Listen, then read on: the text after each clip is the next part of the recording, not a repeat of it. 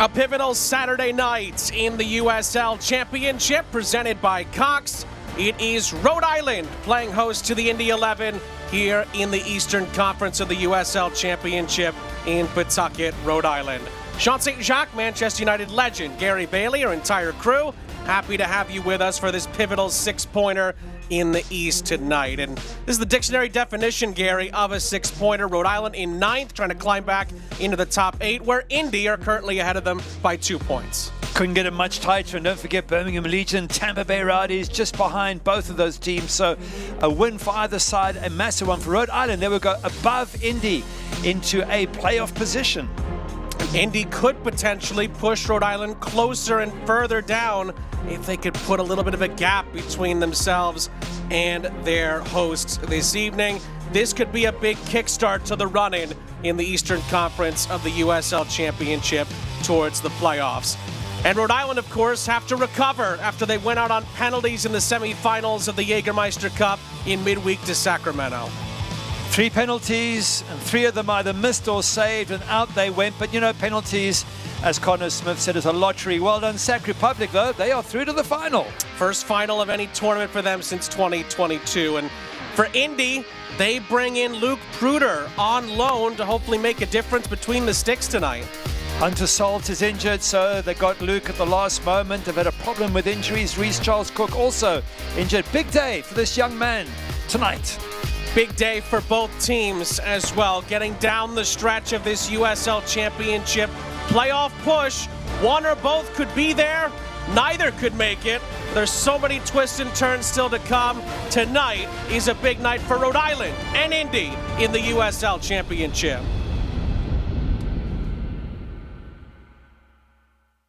You feel it, right? That back-to-school energy. Oh yeah, the alarm clocks go off, the backpack's packed, and suddenly those roads get busy again. And let's be honest, you're going to need to know the weather before the school day even starts. And that's where we come in to help you start your morning with everything you need. News, weather, traffic, and yes, maybe even that second cup of coffee. We'll help you dodge the slowdowns. And make sure the kids are geared up for the day, rain or shine. Let's get back to it together. 12 News this morning. It's coverage you can count on.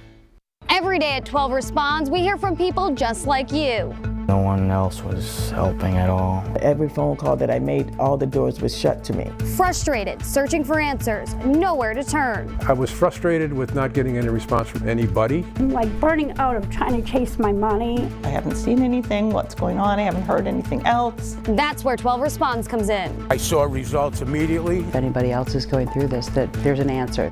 The results speak for themselves. 12 Responds has helped countless other New Englanders get real answers, real results. From billing disputes to travel troubles to government red tape. It could open people's eyes as to what was transpiring with the state of Rhode Island. And we want to help you too. I didn't know what to do. That's why I reached out to you. If you have a consumer question, problem, or concern, just know you don't have to go through it alone. Contact 12 Responds at WPRI.com or on the 12 News app.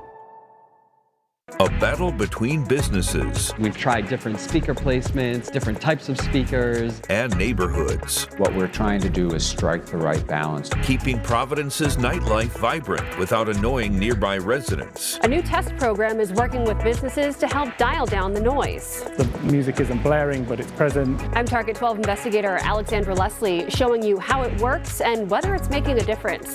City Sound Check, Monday on 12 News at 5. Sean St. Jacques, Gary Bailey, our entire crew, moments away from kickoff here in Pawtucket between Rhode Island and Indy 11. It's a massive game for both teams in the contest of this Eastern Conference playoff push in the USL Championship. Really feels like a must-win for both teams as we're about to hit the stretch run in this USL Championship season. Rhode Island, of course, still clinging to that Eastern Conference crown from a season ago. They beat Indy along that path. They're going to have to beat them again tonight, Gary, to usurp them for the final place in the playoffs.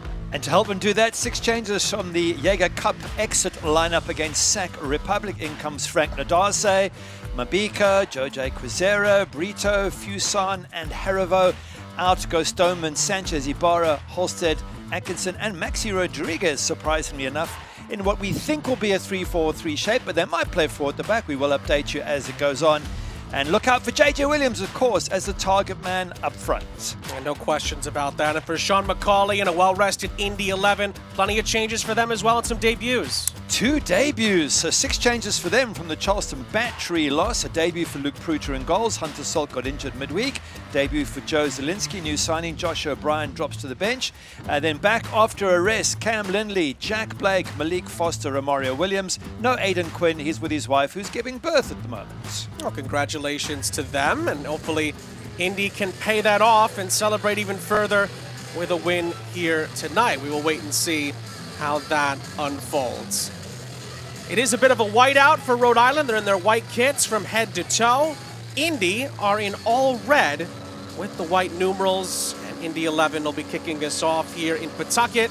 They'll be going from left to right in this all-important 6-pointer. Rodrigo Albuquerque is in green. He is our head official here at Centerville Bank Stadium tonight. First meeting between these two since July 12th. Indy won it by 1 Romario Williams goal to 0.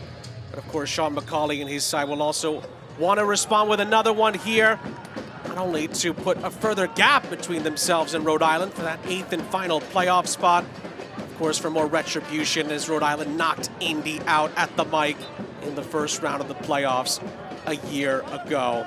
Rhode Island, of course, are trying to pick up the pieces after a really rough exit in the Jaeger Cup on penalties here midweek against Sacramento Republic. Indy haven't played in quite some time, so they'll be fresh. They have new faces, and we will see how all of that impacts what is a massive game for both teams in the context of this Eastern Conference playoff push.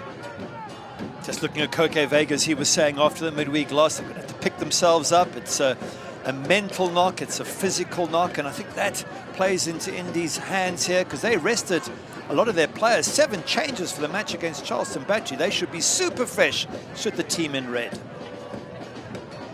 This is Indy moving it forward. Malik Foster on this near side for Joey Zielinski, making a debut on loan from St. Louis City in MLS.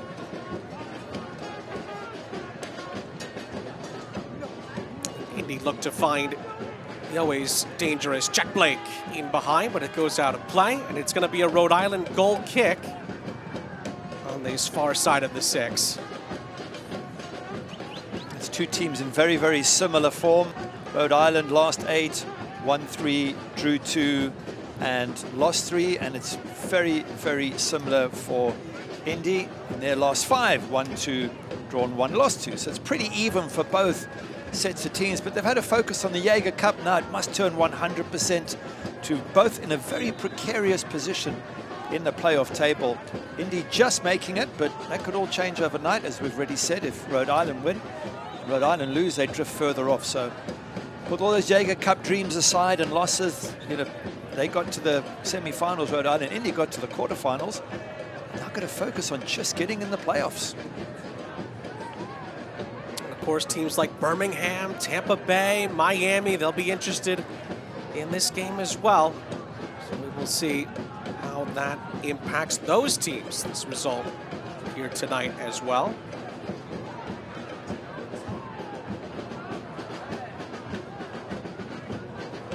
The ball is looped over the top. Indy trying to make their way forward on this far side with Rendon, who tried to square it for Foster. Rendon tries to follow up and gets it away from Amos Shapiro-Thompson. And the cross into the middle ricochets out. It's an Indy corner inside of 3 minutes.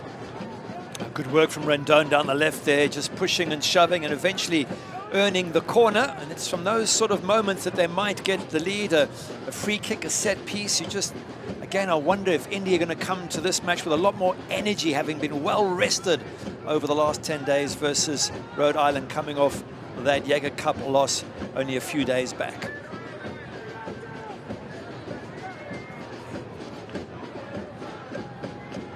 From the corner here, it's whipped right in, and Koke Vegas, who's been wonderful since coming off that injury a few weeks back. He's just, well, returned, and he's been his top self ever since, the captain.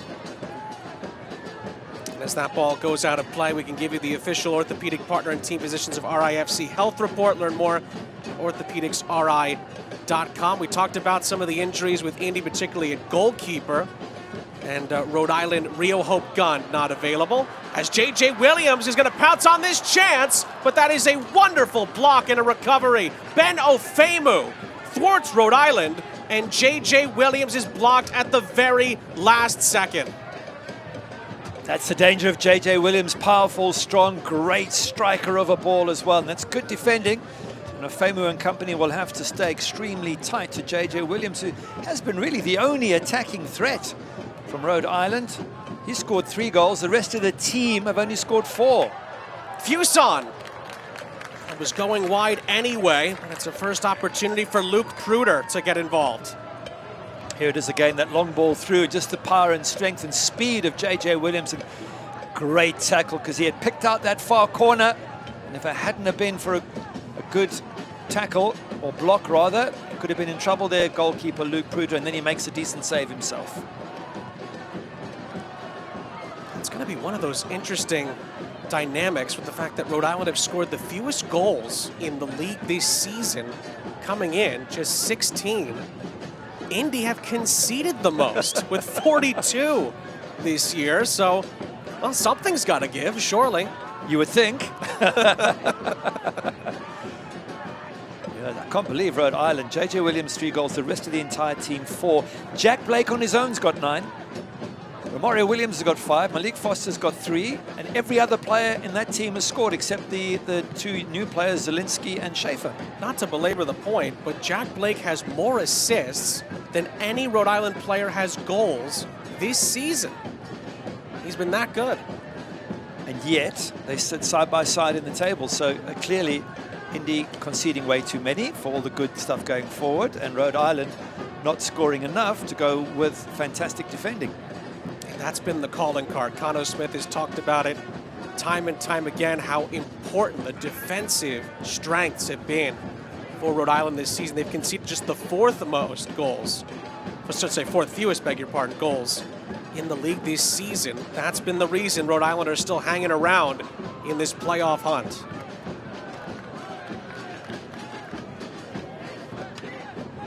Let's take a look at the flood forward keys to the game. We start with Rhode Island and, of course, that new Indy goalkeeper. Yeah, you have to test a new goalkeeper, especially a young guy, 24 years of age, comes from Columbus Crew, second side, Luke Pruder. So you put the ball on him whenever you can. For Indy, well, they're rested, as we said. They've had a lot of time to build up to this match. Use that extra energy. Get your front 3 in the attack. Jack Blake, Malik Foster, and Mario Williams. Amongst them, they've got 17 goals. You want to get them the ball whenever you can. That was recovered by Cam Lindley in the middle of the park here. He is now down, writhing in pain here for Indy and needs some help on the field, as the referee did blow that sequence to a halt.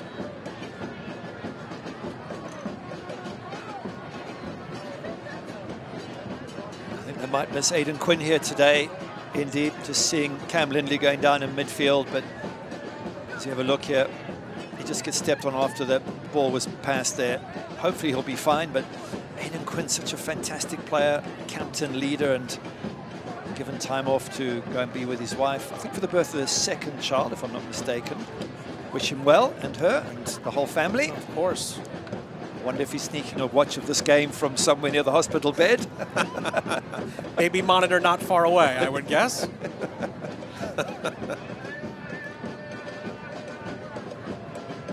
Certainly, Indy wouldn't want to lose Cam Lindley either. He's another player that's been very important to Indy's cause this season. And right on cue, some of those subs are warming up just in case for Sean McCauley and company. Talking of injuries, it's a good time to chat about Luke Pruder, brought in at the last moment because Hunter Salt got injured midweek. And that was a week after Reece Charles Cook, the #1 keeper, got injured. So they lost 2 of their main keepers in a row, and just before the window closed, they were able to bring young Luke Pruder in, and as you mentioned, from Columbus Crew too, only 13 appearances. It's a big debut for him today. Not a bad club to poach some talent off of either. Columbus are one of the best in the MLS system at developing young talent, particularly at the goalkeeping position.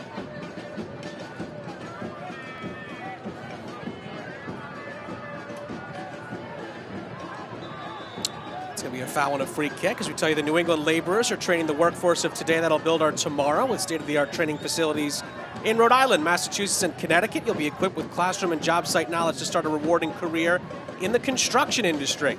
Build your future with the union that built the stadium at Tidewater Landing, the home of RIFC. Rendon goes back to work on this far side for Indy. It's a deflected ball towards Mabika. Plays it ahead for Harivo, who gets it back from Williams and recovers it for Rhode Island.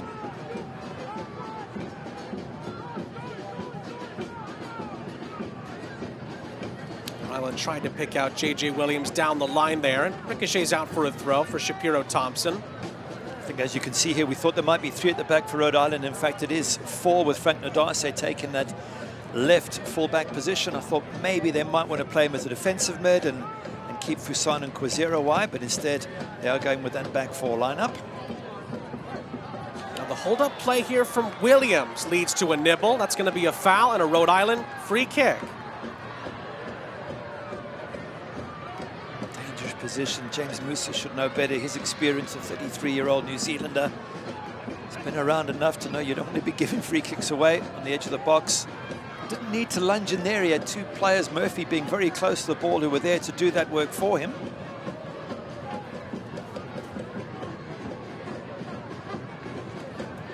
Worth reiterating that J.J. Williams is a handful, case and point. I wonder if that challenge doesn't happen if it's someone else on the ball. I agree with you 100%, and every coach we've spoken to who's faced Rhode Island has always picked out J.J. Williams as the player to watch. That wonderful headed goal against Charleston Battery a couple of weeks ago. Ball whipped in and he rose high above the keeper and thundered it home. So good in the air, good on the ground, and a physical player as well.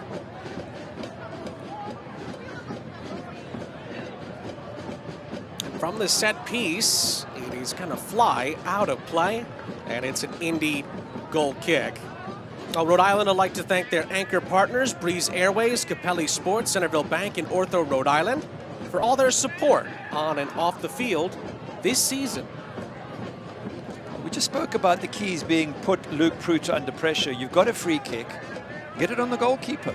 Man, I don't want to have a hard go at the keeper, but that's what you do to a young keeper, and he's expecting it. And that ball comes in, goes over the head of everyone. I'm thinking, wow, you've worked so hard to get a free kick in a good position.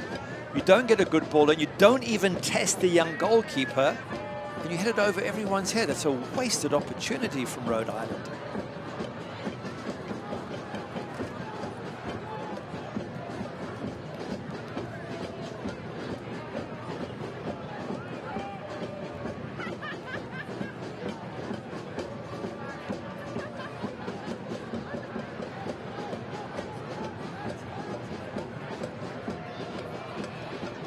Looped in behind here. Karifa Yao's got to be careful here. Ball goes out of play. Rhode Island were murmuring there that there could have been a foul potentially with Yao going to ground. Referee gives Rhode Island a goal kick instead. There's the man that could make the difference here tonight. Koke Vegas, such a good goalkeeper. Missed him when he was injured. Since he's been back from injury, in 6 home matches, he's kept 5 clean sheets. Now, yes, again, to the point they're not scoring Rhode Island, but if you give nothing away, you've got every chance of sneaking a goal late in a game. So Koke Vegas, for me, a crucial figure to have back and have healthy in that Rhode Island lineup. Maybe he doesn't always get his due in the hierarchy of USL Championship goalkeepers. Recently passed 100 regular season appearances in his career, formerly of course, the now defunct San Diego Loyal. They made some playoff appearances as well. And that's the second time James Musa has been called by the referee. You put 2 fingers up as well, the referee, to your point. So basically saying next time you're in the book.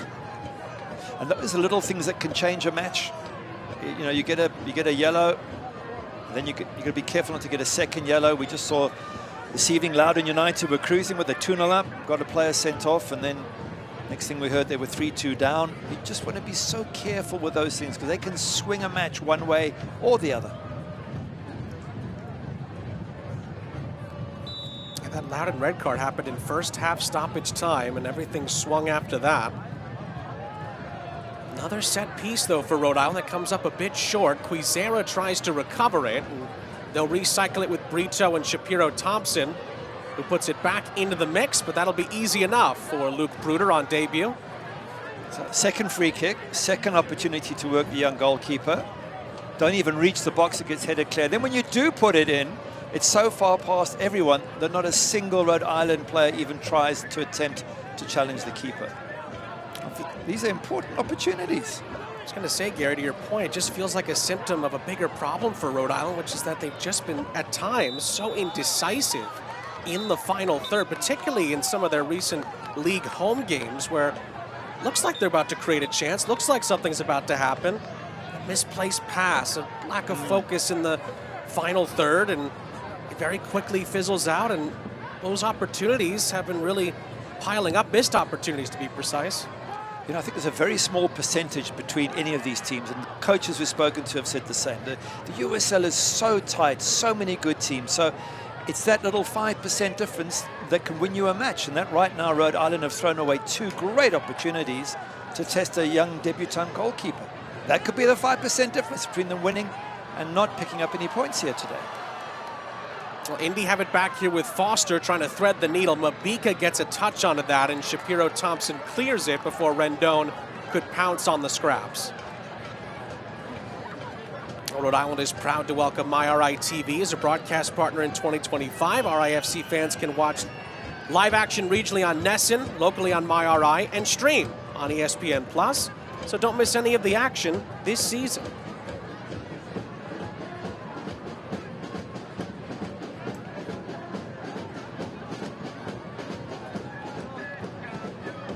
Erevo helps it along for Fuson.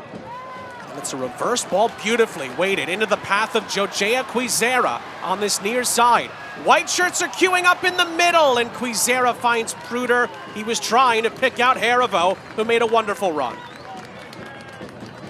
It was a great run from Erevo. It was a beautiful ball from JJ Williams to set the whole thing in motion. That was really quality coming there from Rhode Island, except that final ball just being a little bit too close to Luke Pruder.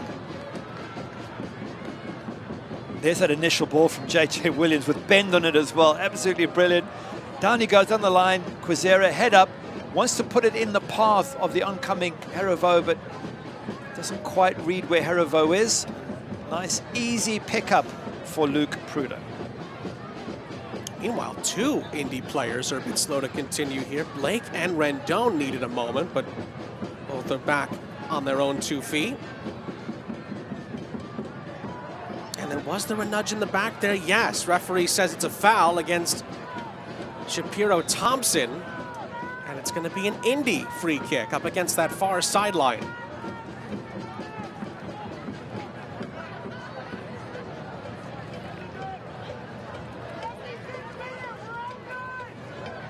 Let's see what Indy do with this. No Aidan Quinn with that beautiful left foot of his.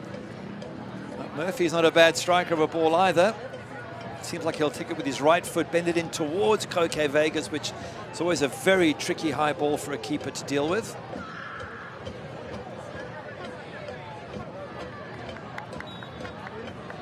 Well, can Indy create something from a set piece here? Murphy's ball in, he's going to come up slightly short. The recycle is whipped back and it's headed to the edge of the area for Blake to try to corral. He lays it off for Foster. Foster just assessing the scene here. Plays in Zielinski, who's forced Foster back over the halfway line.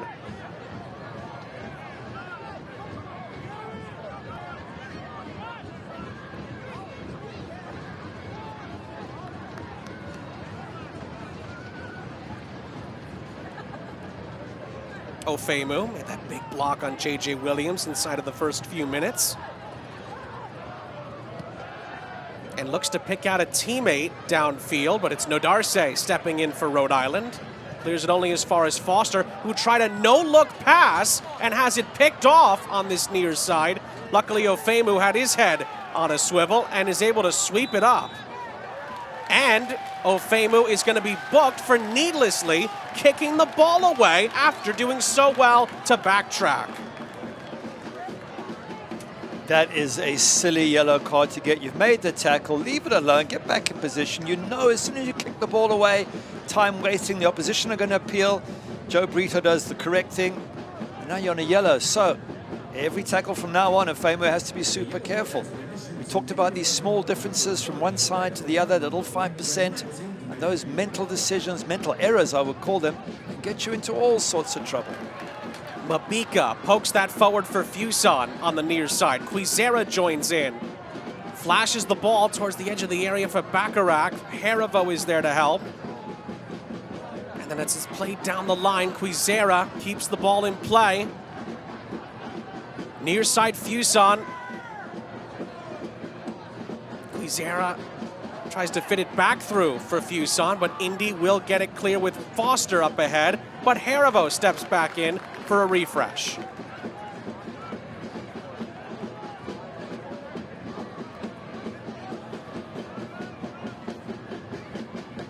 Nodarse. Ooh, Nodarse is taken out by Zielinski. Rhode Island free kick and maybe more, we'll see.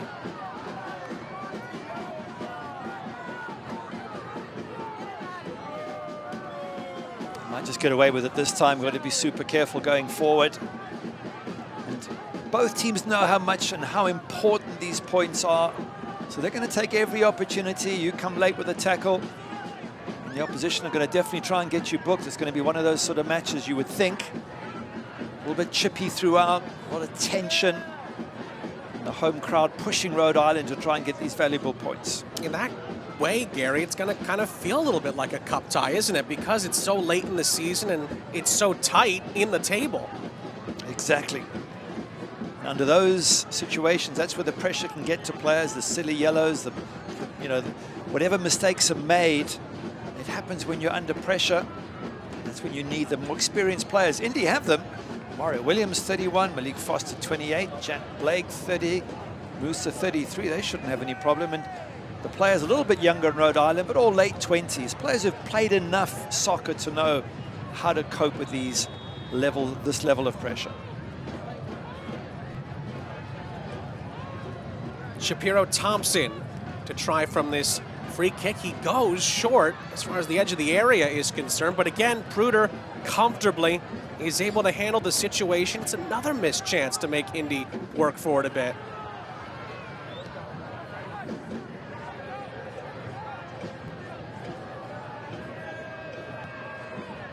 Some pressure from Williams there. Lovely little layoff from Foster into the path of Romario Williams. Out wide from Blake.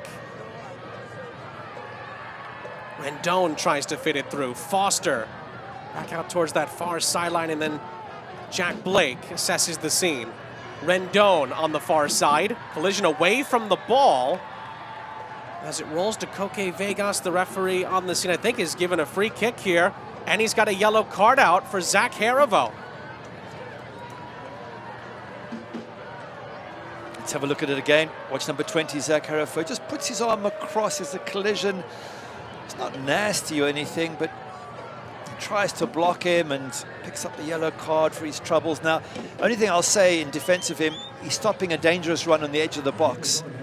Maybe it's worth a yellow. Getting yellow, kicking a ball away or on the other half of the pitch, that's when I have a question with those. So you don't need that, Zach Harivo, but maybe he just felt he was taking one for the team there, stopping that run.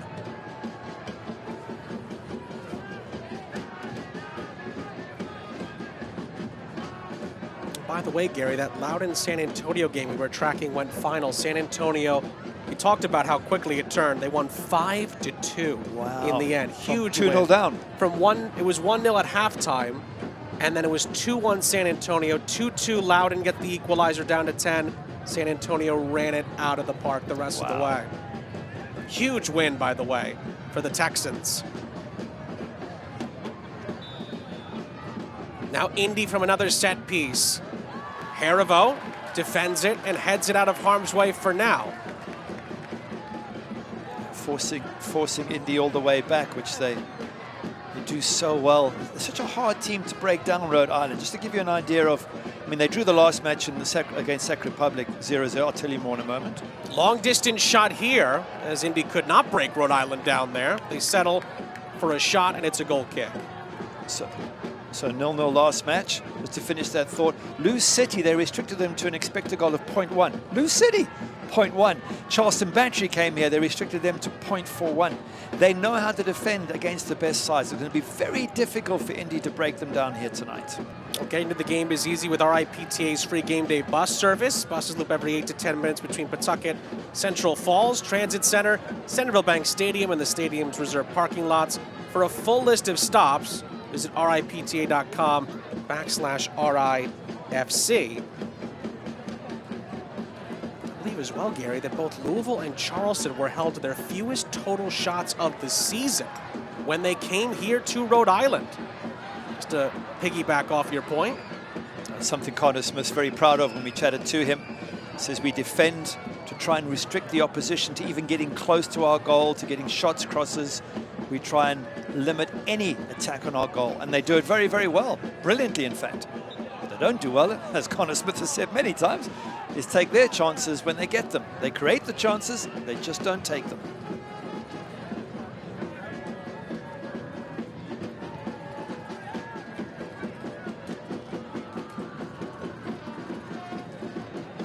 Controlled by Murphy. He's now to the far side for Indy, and it's a full reset for Sean McCauley's bunch.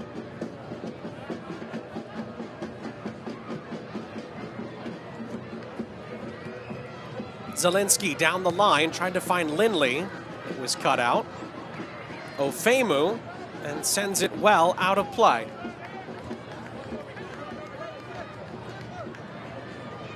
Well, the USL on CBS Sports Network continues in September with a League One battle of old versus new as the Richmond Kickers, one of the oldest continually operated active soccer clubs in the U.S., take on newcomers Portland Hearts of Pine on Wednesday, September 17th. It's at 6:30 p.m. Eastern, and it's on CBS Sports Network.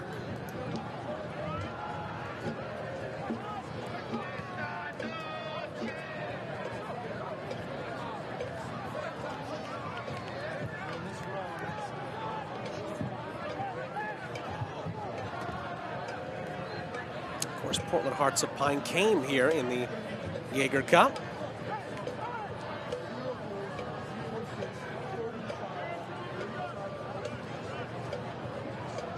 As Ofemu gets the throw-in just in front of Conno Smith on this near side between the two coaches. And there was a push in the back. Huizera and Romario Williams get reintroduced, and it's a free kick for Indy.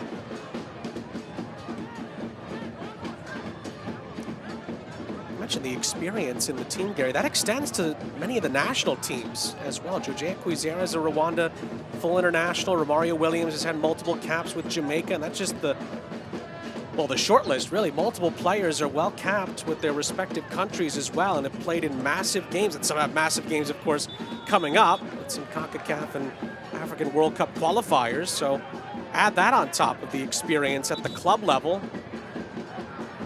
The discipline you need on a night like this. Heravo for Haiti, Malik Foster, Jamaica.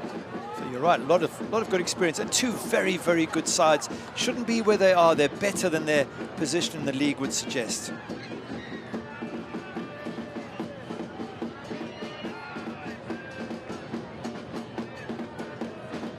Mabika just about handled that, and it's beautifully touched by Shapiro Thompson into the path of Williams, but JJ could not return the favor, and it's cut out.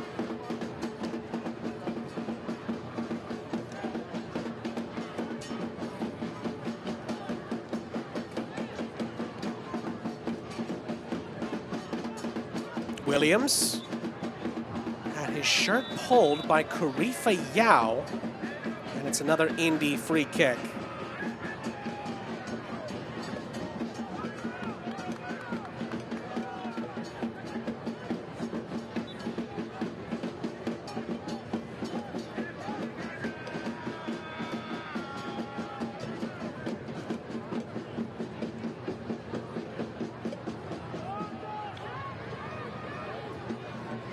This is Blake playing it for Ofemu on this near side. We tell you can watch the USL Championship in Spanish on 2DNA, the nation's leading Spanish language sports network.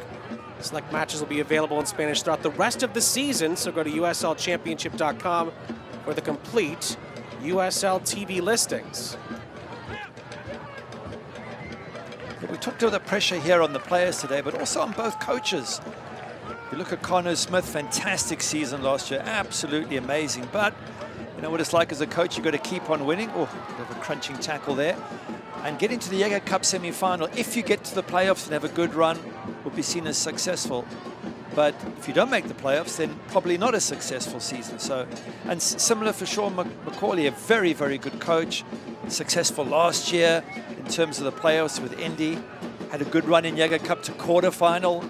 But again, you don't make the playoffs, and the ownership, etc., might take a dim view on that. So for players, for coaches, for everyone, this match and the matches that follow, they just become massive cup finals, as we were saying, every one of them.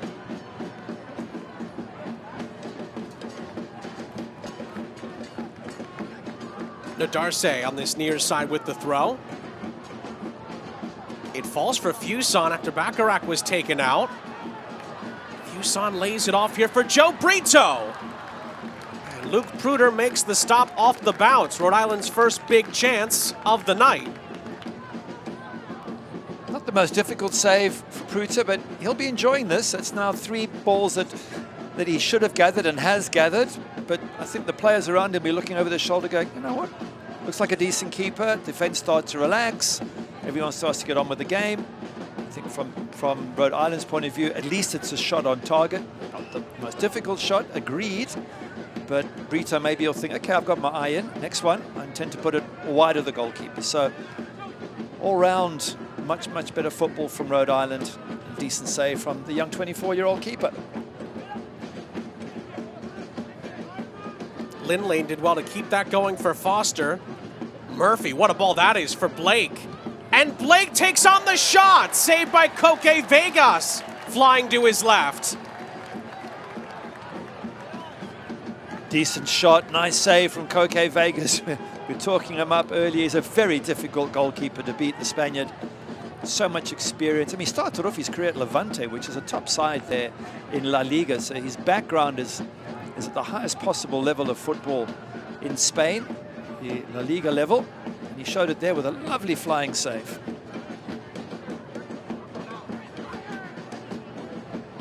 Zielinski plays it up ahead again. This is Murphy. Pruder will outlet to the far side for Indy 11 and finds Musa.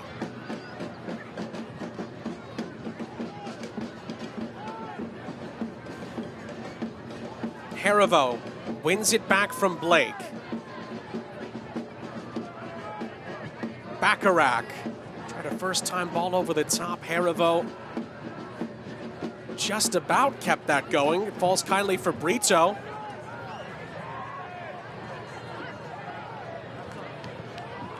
Fits it through for Fuson. Little give and go. Williams and Fuson. Now Quizera on the near side. Quizera's cross into the middle. He's going to be headed out of play, and it's going to be a Chick-fil-A Attleboro corner for Rhode Island. If Rhode Island score a home goal from a corner this season, you go to the Chick-fil-A Attleboro location and get a free chicken sandwich.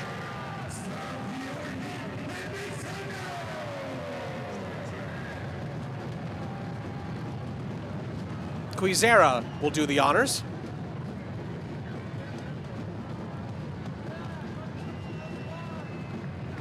Can Rhode Island be a little bit more of a danger from set pieces? Hasn't happened yet tonight. Got some big boys there. Bacharach, Mabika, Yao. Quizera's going to play it short for Fuson. Quizera from a different angle tries to fit it through, and again, Musa and company have it covered. And again, Indy handled it rather comfortably, at least initially here. Now Fuson tries to whip a ball in. That's more dangerous! But no, Darce could not get his header on target, and it's a goal kick. Good ball in. It's a really good ball in. They messed around with the corner, but this one here got pace. It bends away from the keeper. Darce gets up really, really well. Just pushed off a little bit off balance here by Benefemu. Some good defending. But that's a better cross, and you've got players that can get up, that have got size there. They should be a lot more dangerous, Rhode Island, from set pieces than they have been this season. And the addition of Nodasa just adds another big body that they can throw forward in these situations. With Stoneman and Nodarse returning from injury, Cano Smith's defensive unit and that depth that he has, particularly at center back, has pretty much returned to form. As we tell you that Select is proud to be the official matchball supplier of the USL Championship. From the Academy to the big leagues, Select is there every step of the way. Visit us.select-sport.com for the latest Select product specials and more. And as always, Select is the player's choice.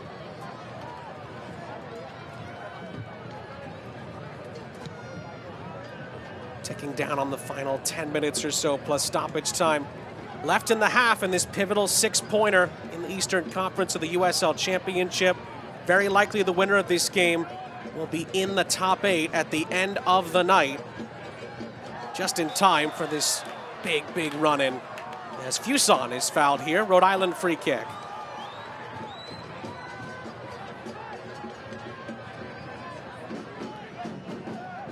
Quizera couldn't quite knife it through.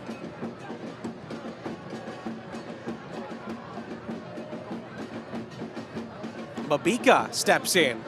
Williams on the turn. In the end, he is beaten to it by Musso, catches up to him. Blake controls in the middle of the park for Indy and then loses out to Bacharach. But the referee brings it back for an Indy free kick. See, Blake is coming very deep. He's the playmaker, more of a number 10, but he's having to drop deeper into midfield to try and get the ball from the Indy 11 defense and try and turn and create more attacks. It's been a little bit frustrating for the front three of Indy 11, given how many goals they've scored this season and how little opportunity they've had here today. Bacharach tries to fit it through for Williams, who controls it nicely, and then tries to find Quizera on this near side. Zielinski sweeps that up.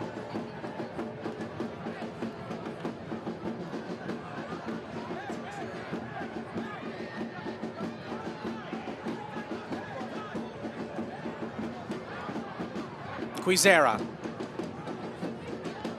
And again, whips in a decent ball. Nobody there for Rhode Island to attack it. It's nudged out for a throw. Oh, that was a lovely cross. Perfect height for a diving head from J.J. Williams. Didn't quite see himself in the right position to get on the end of it, but beautiful cross coming in.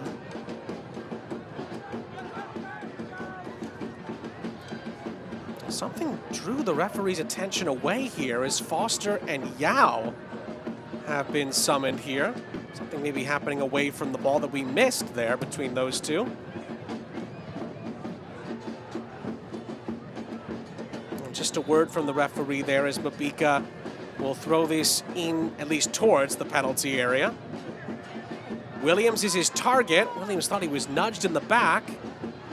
Musa follows up. Shapiro Thompson's header to the edge of the area. Ofemu's clearance only as far as Yao. Bacharach, lovely reverse ball to Mabika on the far side. Mabika's ball in for Bacharach. It deflects around. It's cleared away by Schaefer. Bacharach starts all of that by playing the ball wide and makes a great run into the box. Gets on the end of this here. It's a beautiful ball in. It just... that body that comes across Zielinski just puts him off at the last moment. That's a center back's cross there, Mabika.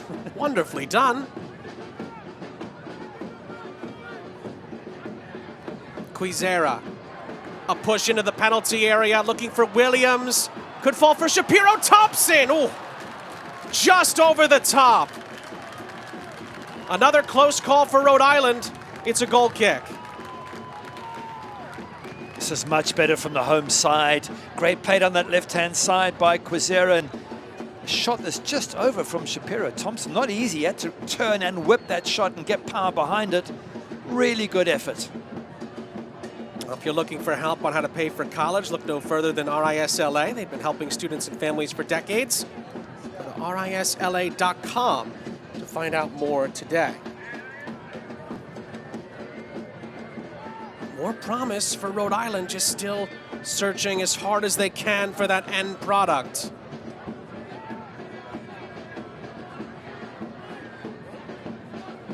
A chance for Indy to maybe push this forward on the near side. Foster with an early ball down the line. Foster was waiting for a Zielinski overlap, plays it back for Ofemu. Foster fits it through for Williams. Mario Williams clips it. This is Blake, who could not get his shot away as Bacharach takes it off him. And then tried to play in Fuson. Ofemu in the end off the deflection is there defensively.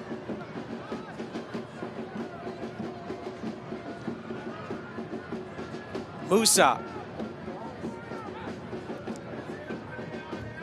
Switch of play onto this near side.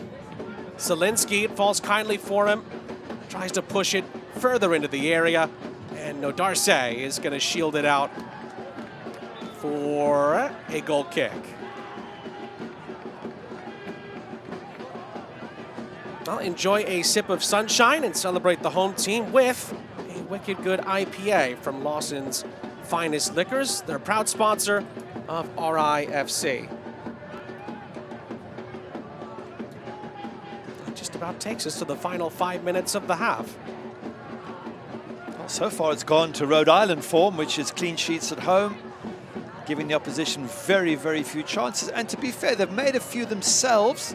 I think they've been slightly the better from an attacking point of view. In particular, Quezera on that left-hand side has been really good. Whipped in a few excellent crosses. Fuson for Harivo. First time ball across. It deflects to the edge of the area where it's nudged clear, only as far as Quezera. Fuson dancing around challenges here. Williams unleashes the strike and soars it over the target and out of play. That's a long way out, but he's such a good striker of the ball. He's got to work the goalkeeper more than anything else for me, JJ Williams. A player of his excellent quality. Head down, keep the ball down, work that young goalkeeper. Back to that key. We haven't done enough from a Rhode Island point of view of working young Luke Pruter. Well, there's no job too big with Norfolk Power Equipment, New England's premier Kubota dealer. Norfolk Power Equipment's a proud sponsor of RIFC. So come on down today and get the job done with Norfolk Power. That was some JJ Williams power on that last strike. Maybe too much in the end. The positivity continues to flow for Rhode Island. And Connor Smith said earlier this week, it's not a lack of confidence in this group. He still feels that it's there as far as the finishing is concerned. Just about when it's going to happen. That's the really key thing. They've had a few little half chances, Rhode Island, in this first half. Can't quite say the same for Indy 11, given how good their strike force is. And as I said, we've seen Jack Blake coming very deep and Malik Foster to try and get the ball, to try and get their attack on the front foot.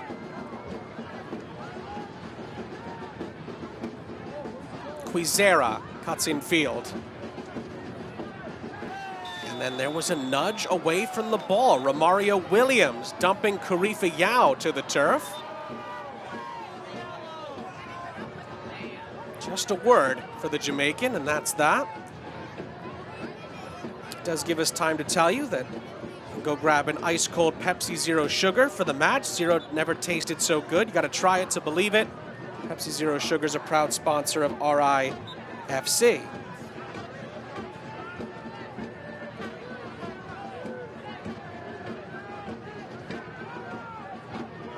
Mabika. Maybe he's trying to tell Connor Smith that he can play outside back with that earlier cross. This is Fuson. Harivo gliding past the initial challenge here. Shapiro Thompson, and it's a first-time ball towards the edge of the area. Took a deflection, and Indy can clear it back towards the halfway line where Mabika tries to win it back, but Foster pounces on it, only to be dispossessed by Nodarse. Then Quezera fights Foster off.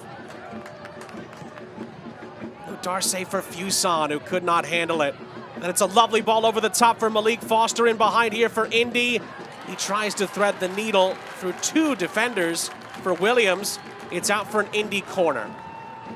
That's good work from Malik Foster. Nice ball over the top for him to run onto as well, but it's been so tight in midfield. And you can see how the hard work both teams are putting in here. It really has been a tight first half with very little space for the players.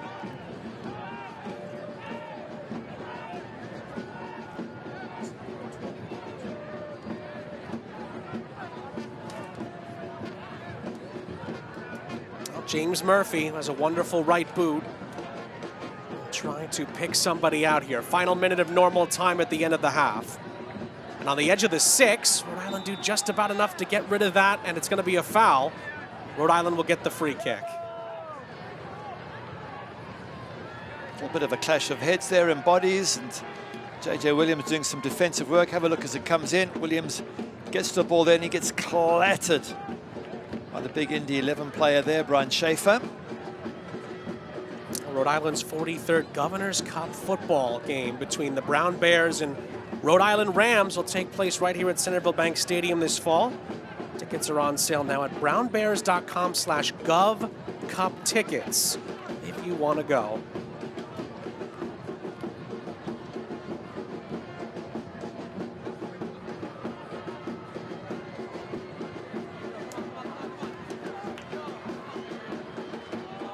Go out of play for a throw into Rhode Island as we enter stoppage time at the end of this first half in Pawtucket. And there's going to be 3 added minutes still to go.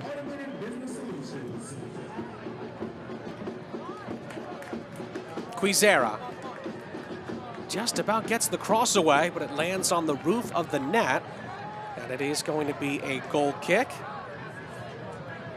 Well, proudly outfitting Rhode Island FC, Capelli Sport is your global game changer for premium kits, gear, and innovation on and off the field.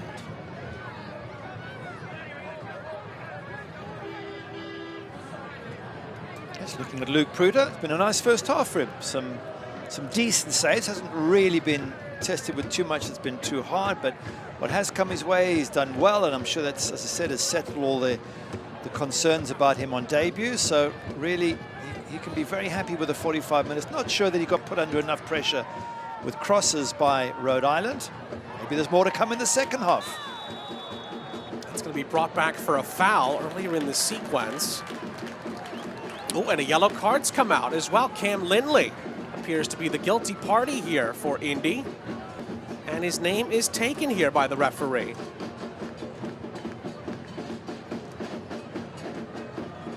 Let's have a look here from this angle. It didn't seem like Cam Lindley who came in for that tackle. Maybe James Musa more involved there than Cam Lindley. Well, we will wait confirmation on that. Cam Lindley maybe just the one who was arguing about it. They just announced inside Centerville Bank Stadium as well that it is James Musa who picks up the yellow card. Cam Lindley just trying to come to his defense more than anything else. And I think we saw earlier in the first half that he got a warning that the next indiscretion would be an automatic yellow card, and I think that's for accumulation of not doing the right thing. Has now got James Musa treading on eggshells for the rest of the match. By the way, if you're wondering about scores from elsewhere, Pittsburgh and Louisville are at 0-0. They're approaching halftime. Charleston and Oakland 0-0 in the Low Country. The only goal at the moment, Tampa Bay leading the champions Colorado Springs at home by a 1-0. That would be a massive result for the Rowdies against a Switchbacks team that appeared to have been turning a corner. There's still a long way to go in that game, of course, but that is one to keep an eye on as the night moves along. It also affects both these teams. If Tampa Bay should win, they'll be right behind both Rhode Island and Indy. Assuming that they just get a point each from this match, then Tampa Bay would be literally within a point of Rhode Island.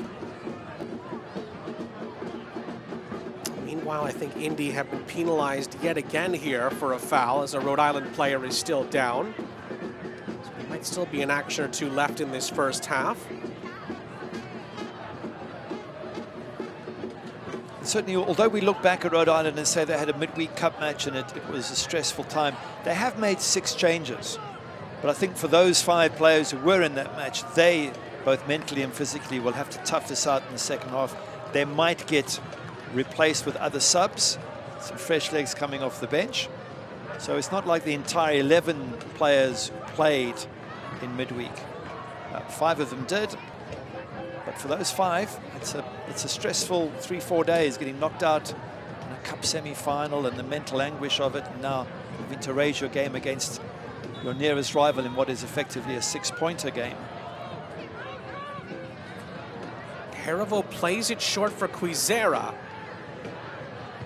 Quizera fizzes in a cross. It was another good ball in. Nobody attacked it for Rhode Island.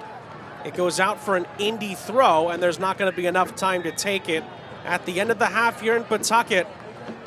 Certainly some positive moments in the attacking third for Rhode Island, just missing that finishing touch. Indy started well and faded a bit at the end of the half. Certainly been a better half for Indy. I think they've created more chances. Frustrating for those up front there for Indy 11, but for Rhode Island, good first half. Can they keep it going second half? And can either side get a breakthrough? It would be a big breakthrough with both of these teams vying for a playoff berth, getting down the stretch run of this USL Championship regular season in the Eastern Conference. This massive 6-pointer has been even-keeled for the most part so far, and it's 0-0 at the half as we'll take a look around the rest of the league next. You feel it, right? That back-to-school energy. Oh yeah, the alarm clocks go off, the backpack's packed. And suddenly, those roads get busy again. And let's be honest, you're going to need to know the weather before the school day even starts. And that's where we come in to help you start your morning with everything you need. News, weather, traffic, and yes, maybe even that second cup of coffee. We'll help you dodge the slowdowns. And make sure the kids are geared up for the day, rain or shine. Let's get back to it together. 12 News this morning. It's coverage you can count on. Introducing the WPRI 12 Plus app, the new and free app for your TV. With 12 Plus, you can watch 12 News live, all newscasts live streaming, morning, noon, and night. Or customize your 12 News experience and choose the stories you want to watch. And scroll down to the weather section to get my updated forecast for your hometown. See our exclusive Target 12 investigations anytime. It's all here on the 12 Plus TV app. And you can watch The Road Show on WPRI 12 Plus. We're live weekday mornings at 9, or scroll down to watch your favorite segments anytime. The WPRI 12 Plus app is free for Roku, Amazon Fire, Samsung, and Apple TVs. Download the same way you download any TV app. Just go to the channel store and search for WPRI 12 Plus. Watch 12 News and all our local programming free. Get the WPRI 12 Plus app today. A battle between businesses. We've tried different speaker placements, different types of speakers. And neighborhoods. What we're trying to do is strike the right balance. Keeping Providence's nightlife vibrant without annoying nearby residents. A new test program is working with businesses to help dial down the noise. The music isn't blaring, but it's present. I'm Target 12 investigator Alexandra Leslie, showing you how it works and whether it's making a difference. City Sound Check, Monday on 12 News at 5. Halftime in Pawtucket. Sean St. Jacques, Gary Bailey, our entire crew, happy to have you with us. It is 0-0 between Rhode Island and Indy. We'll have the second half coming up at Centerville Bank Stadium in just a few moments. But first, these fans are the winners of the seriously nice seat upgrade. It's courtesy of Breeze Airways. Each match, Breeze Airways upgrades lucky fans to a premium matchday experience. Breeze Airways is a proud partner of RIFC. Not many bad seats in the Centerville Bank Stadium house. A wonderful new park here for Rhode Island. Speaking of new, lots of new signings for both Indy and, of course, for Rhode Island as well at multiple key positions. Looking at Indy 11, we mentioned the goalkeeper, Luke Pruter, coming in. Joey Zielinski's making his debut today. Brian Schaefer's on his third match. So all players that we're seeing on the pitch at the moment. Hamadi Diop just signed him, not on the subs bench, so we won't get to see him. And I don't think Mathieu Ndongo is on the bench either. So both those new signings for Rhode Island, we won't be seeing them tonight. We'll certainly see if they can be difference makers for their respective clubs down the stretch in this push to the postseason in the USL Championship. Here's more on the USL transfer market and how some of the big deals go down.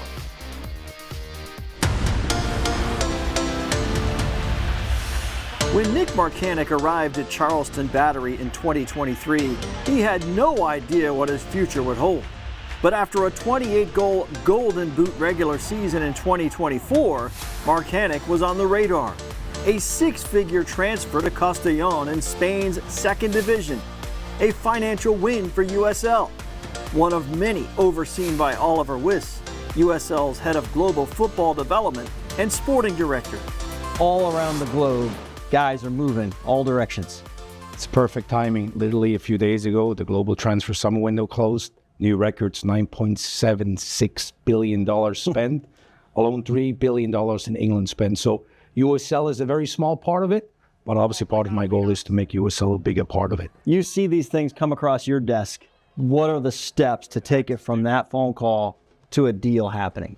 Well, I think it's, first and foremost, it's negotiating a good deal, a proper transfer that is obviously a transfer fee, that is a future sell-on, which is very important, which some of our players are getting now in our clubs in the return, and then it's good incentives. So structuring a proper transfer deal is the key to a successful return of investment on player development. Give me some of the big ones you've seen and some of the quality that's out there overseas, for instance. I think you have to do the two records that started with the Weinman brothers, right? One going to Benfica, Josh and Elijah going to the LA Galaxy for record-breaking fees. Josh over $1 million.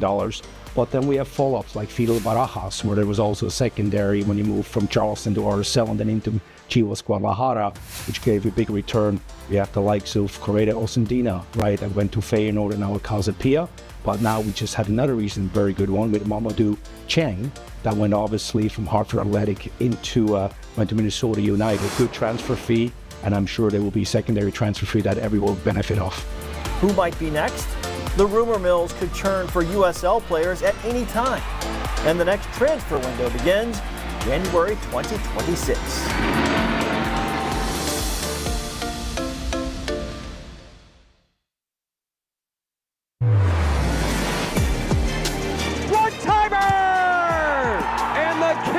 On the board. Ollie Wrights. It's Portland's pumping ahead 2-1.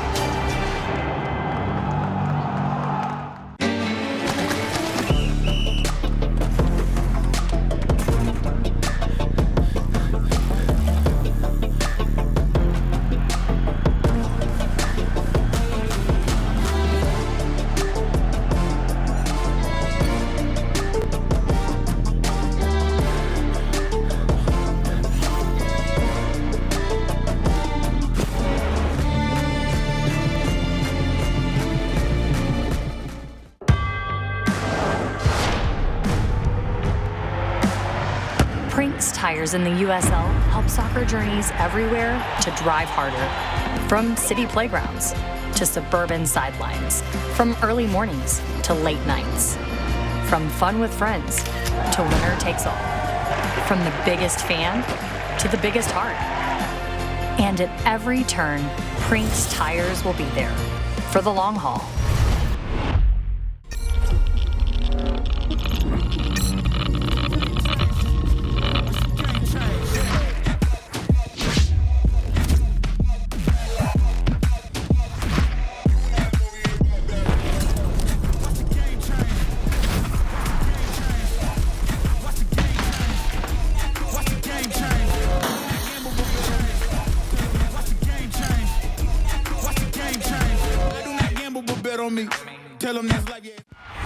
We don't stop chanting, we don't stop drumming, yelling and screaming and chanting. Back from the dead in the 90th minute! We'll follow them wherever, pretty much.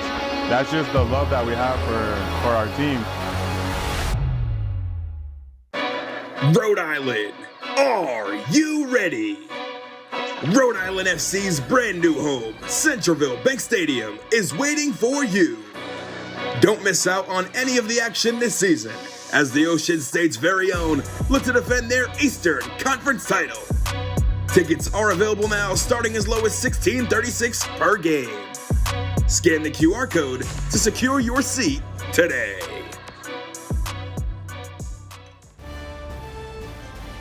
Halftime in Rhode Island, Sean St. Jacques, Gary Bailey here with you. It's been an interesting first half, to say the least, 0-0 between Rhode Island and Indy. We'll have to wait and see what happens in the second half between these two teams fighting for a place in the playoffs. Let's take a look around the rest of the USL Championship, and of course a lot of big games tonight. We mentioned Loudoun falling to San Antonio, a 5-2 game there, and then 0-0 in Pittsburgh so far, and the Rowdies, back and forth game with the Switchbacks, they're 2-1 up. Yeah, important for Rowdies to get points here today. El Paso dropping points there, traveling to North Carolina. Have had a fantastic season so far, so wow, big games every which way you look, both East and West, so tight. No doubt about that, particularly in the West. Feels like it shifts every single time a result goes final. And that means, of course, there's big games coming up later on tonight. First place Tulsa go to Albuquerque to take on New Mexico United. Red Hot Hartford are in the Jaeger Cup final. We'll play Monterey Bay. Those two games are on ESPN+. And then later on as well, Phoenix go to Sac Republic. That one's on CBS Sports Golazo Network. And Las Vegas and Miami, either of those two need to win. Otherwise, I pretty much think their season's over. It's getting to that time of the season. So many games left, but so little it feels as well. All the results mean so much down the stretch in this USL Championship season. Speaking of the Jaeger Cup final, Hartford beating Greenville. They punched their ticket. Sacramento beating Rhode Island on penalties. The final will be October 4th on CBS Sports Golazo. Two of the hotter teams in the league meeting for the Cup. And Sac Republic gets a host. To be fair to them, they've been away the last few rounds, so they now get to have that Cup final on home territory. And Hadji Barry is back with Hartford Athletic. Maybe could win that Jaeger Cup. We'll see. He'll have a chance to make an impact with his old coach, Brendan Burke. And of course, Augie Williams continues to set the precedent for goal-scoring acumen in the USL Championship. 9th player to record 100 goal contributions with his recent brace against Benny Feilhaber's Oakland Roots. We will step aside for a moment. We will have first half highlights and stats when we come back. And as the race continues towards the playoffs, we'll have the second half between Rhode Island and Indy when we come back.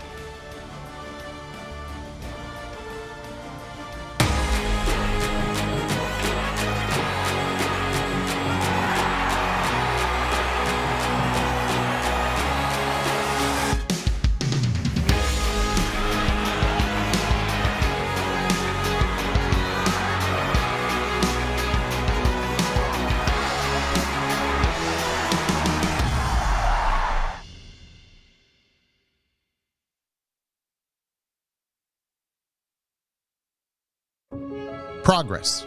It's what we strive for, what we sacrifice for. It's about putting in the work. Early mornings, late nights, all in the pursuit of something greater. It's what moves us forward, what unites us. Because progress is more than a goal. It's the journey, the people who stand beside us, and the right partner. Centerville Bank, the official bank of Rhode Island FC. Progress on purpose. At Ortho Rhode Island, we've built the future of orthopedic care around an important foundation, you. Our experienced surgeons and specialists offer the full spectrum of orthopedic care with leading-edge treatments and technology and a one-of-a-kind patient experience. From diagnosis to outpatient surgery, physical and occupational therapy, acute injury care, and advanced imaging, we make you the cornerstone of innovative care. To learn more or schedule an appointment, visit orthopedicsri.com. You may think the nicest moments happen once you've arrived at your destination. At Breeze, we think they happen all along the way. Yeah, let me grab that for you. That was so nice. Whether you're kicking back in Breeze Ascent or just enjoying time together in family seating, we take creating nice moments seriously, so you're ready for the rest of the journey ahead. When it's all over, the nicest moment might just be planning your next trip. Breeze. Seriously nice. Sean and Gary back here with you. First half highlights between Rhode Island and Indy, and certainly Cano Smith's side were on the front foot. JJ Williams, great chance here. Benefemu, what a block that is, because he hit that hard, and I think he thought that might have ended up in the back of the net. Great defending.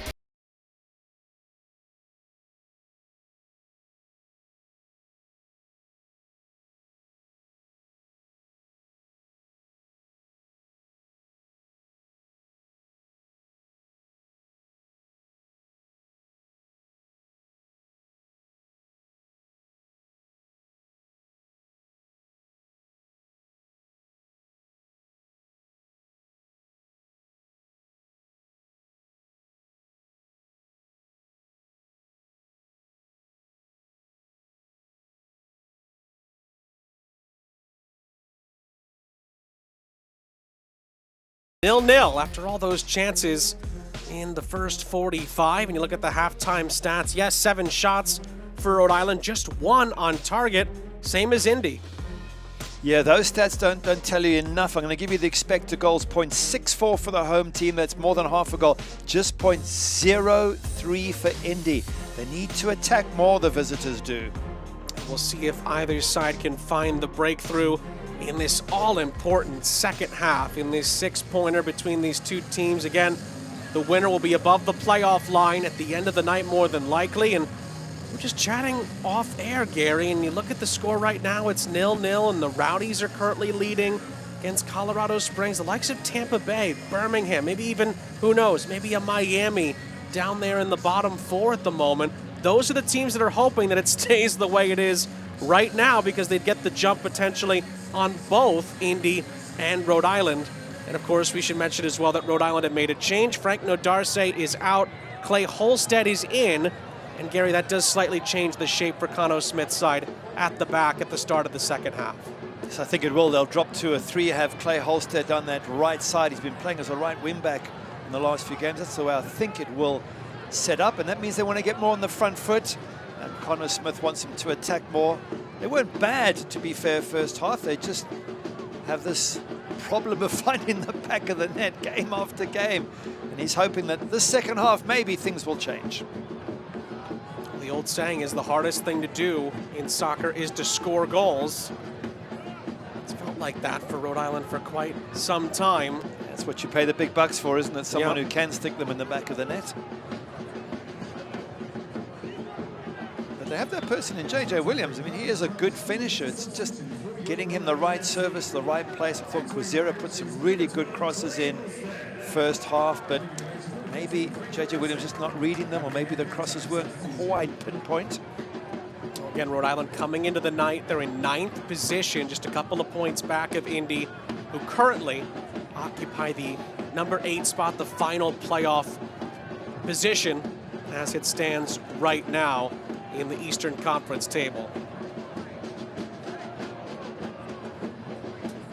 Foster for Indy down this far side, pushing and chasing it towards the byline. Foster's cross into the middle, took a deflection on it, and Sean McCauley's men have a corner inside of 35 seconds. That's better from Indy 11. First half, Rhode Island got into the opposition box 9 times. There's only 2 touches for Indy. They didn't get enough going in the box. I'm sure Sean McCauley said to him, we've got to get in that box, we've got to cause that defense a load more problems than we did in the first half. Well, here's their chance.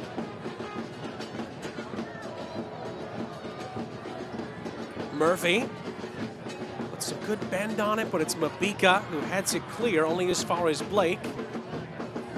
Murphy tries to volley it back into the area, but Rhode Island have it covered. The visitors will settle for a throw.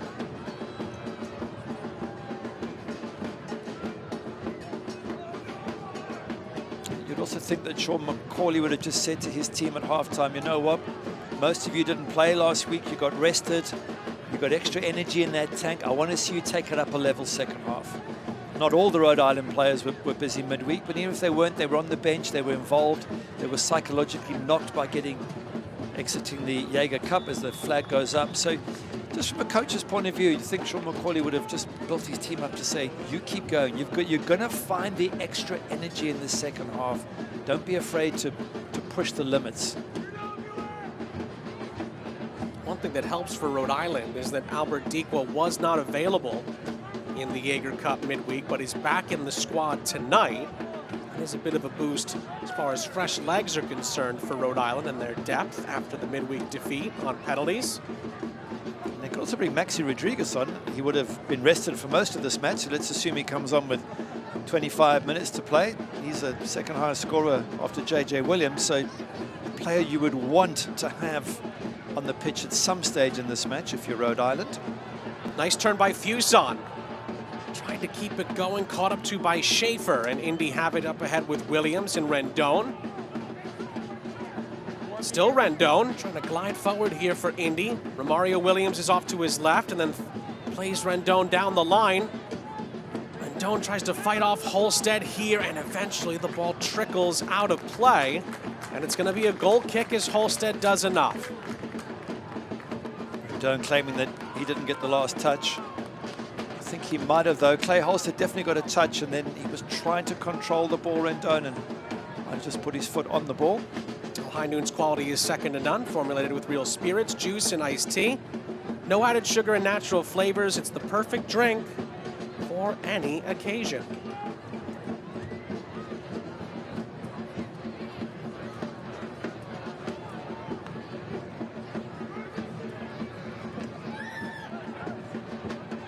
Shapiro Thompson.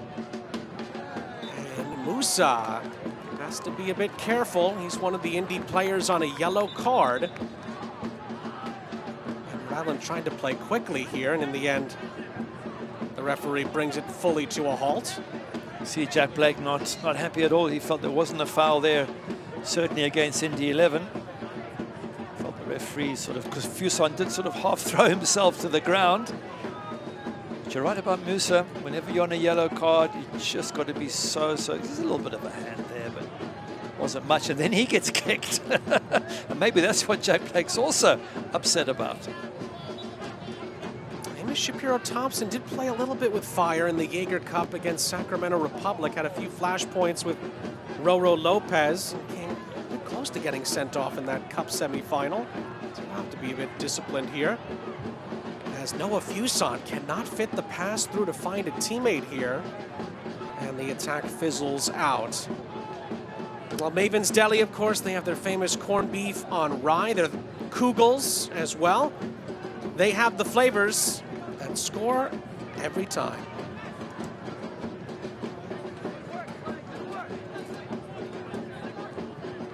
It'll be a reset for Indy here. Sean St. Jacques, Gary Bailey, our entire crew, happy to have you with us. Still in search of that pivotal goal that could be so massive to one of these two sides in their hopes of making and getting back to, frankly, the USL Championship playoffs.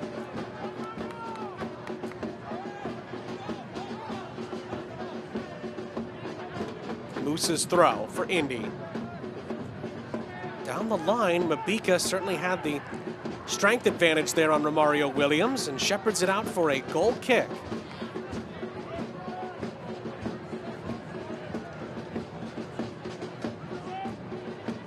Indy 11's next game, that's against Birmingham, another team very close to them. So if you're Sean McCauley, you're thinking this is a 6-pointer, the next one's a 6-pointer. Every match is absolutely crucial to both teams' chances of getting into the playoffs. And as you were saying, if Tampa Bay put a run together, Birmingham put a run together, even Miami put a run together, suddenly there's added pressures. Brito taken off of it there. Blake up ahead for Foster. Foster tries to thread it through for Williams. It's well recovered by the backtracking Clay Holstead.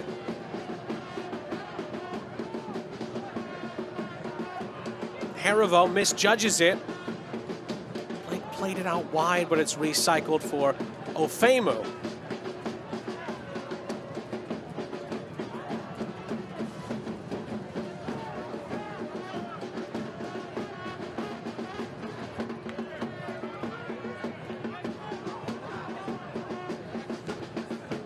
Musa switching the point of the attack. It falls for Blake.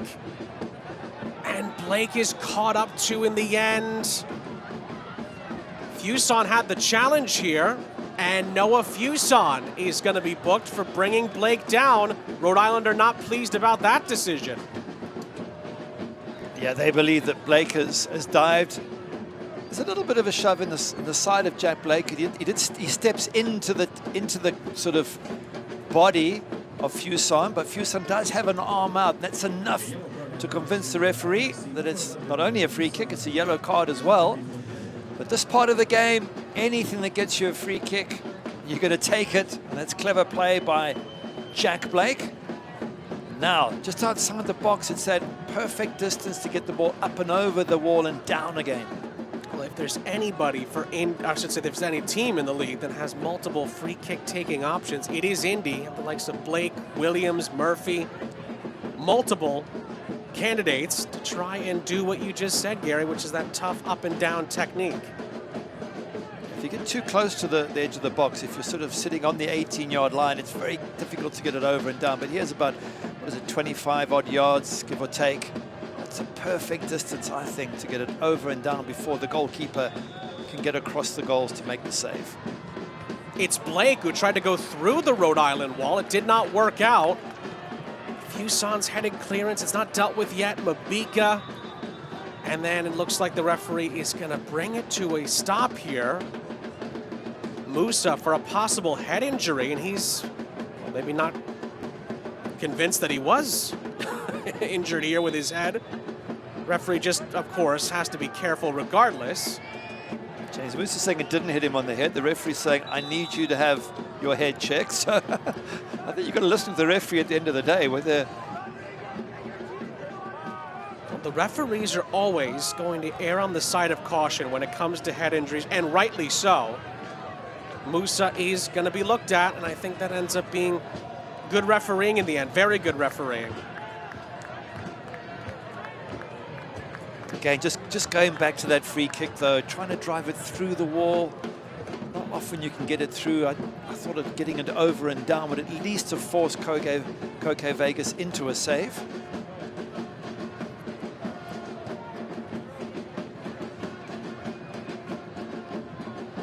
Feel like both teams a few times tonight have had a chance to go direct with some of their set piece opportunities, and they've maybe beaten around the bush a little too much at times in the final third. I would agree with you. I think especially in these games, we say it in cup games, but this is almost like a cup game. You don't want the frills. You just want to put pressure on the opposition. They could make mistakes. Goalkeeper could fumble the ball, whatever it is. You just apply as much pressure to the opposing keeper as possible. Williams nearly got back onto it, but Murphy is able to recover it for Indy, and then Rhode Island break that pass up, allowing Luke Pruder to reset.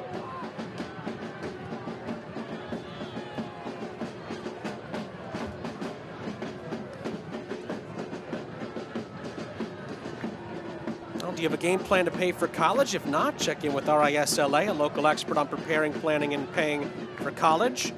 Visit RISLA.com to find out more today.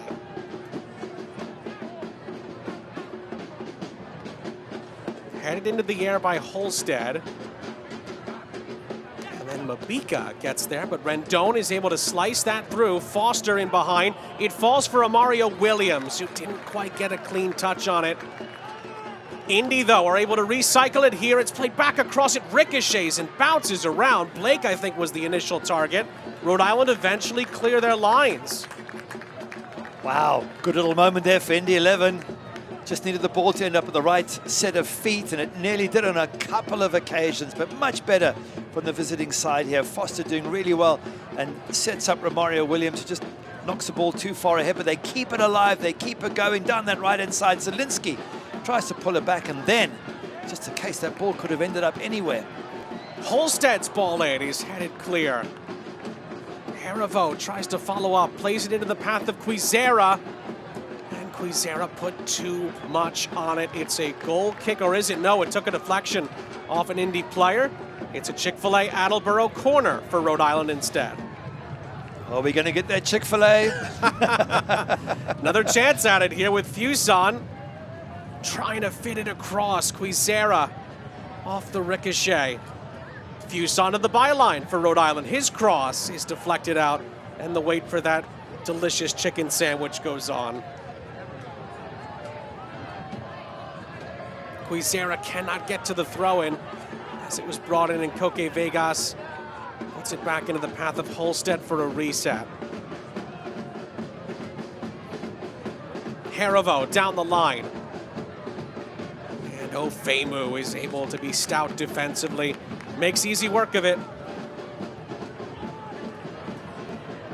Well, soccer season is here, and SeatGeek is the official ticketing partner of the USL.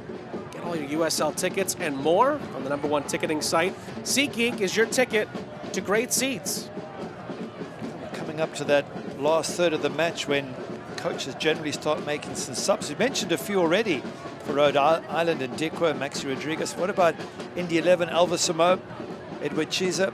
Both players who could come on, maybe just bring something different to try and break down that very solid Rhode Island defense.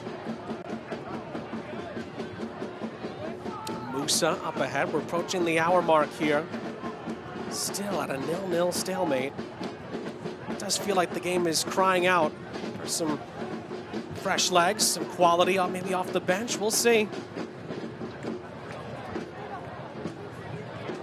Holstead cleverly past Rendon, who catches up to him and fouls him. And then kicks the ball away. You've got to be very, very careful. One or two choice words from Holstead to Rendon at the end of that. I didn't think it's worthy of a yellow, but this is the bit where you have to be careful. Oh, didn't see it, but just don't kick the ball. Run away from it. Go and get into your position. Referees can pull that card out very quickly for any time wasting. Benno Famo was booked for doing that in the first half, to your point, Gary, for Indy.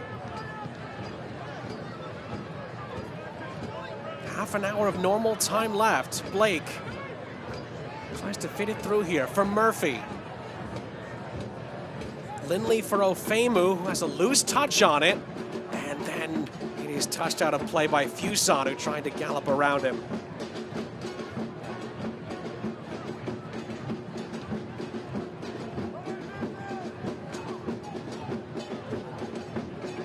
Williams gets it back with the triangular passing there.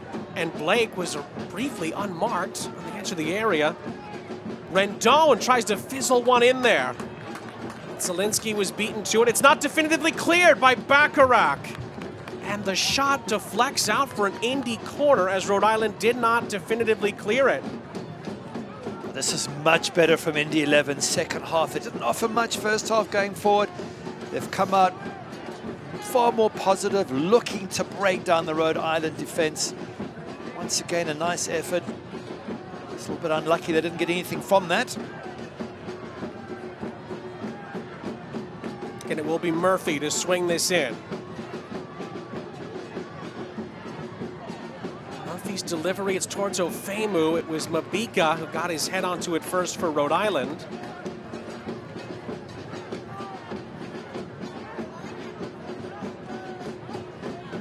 Schaefer back for Zielinski.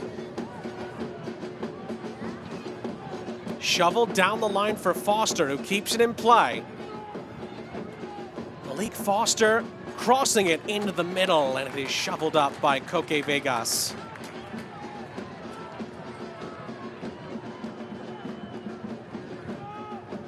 Harivo for Fuson. Mabika. Again, a foray forward for Ame Mabika here. It's still Mabika. Played across, it pinballs around, and Musa clears it. Well, if the forwards won't score for Rhode Island, let the centre backs see if they can do it. It's a great run from the big man. And just sort of stumbles and then recovers. Once that ball goes in, it's just JJ Williams once again. There's not many bodies in the box for Rhode Island, but the ball doesn't find JJ, unfortunately for Rhode Island. Mabika again trying to go to the byline here. Musa just about handles it there. And then Holstead gets there ahead of Blake to recycle for Rhode Island with Karifa Yao. Shapiro Thompson. Mabika stays up here. And another good ball in from Mabika. It could fall for Fuson, but it's touched away. And Indy do clear it. Now Bacharach kept it away from Foster and kept the ball in play. Indy are convinced it went out. Foster is still jawing at the assistant referee on the far side. That was very, very close at least to going out if it didn't. And then eventually it goes out for a Rhode Island throw. Holstead flicks it into the path of Fuson. Big chance here for Rhode Island. Fuson, it's an own goal!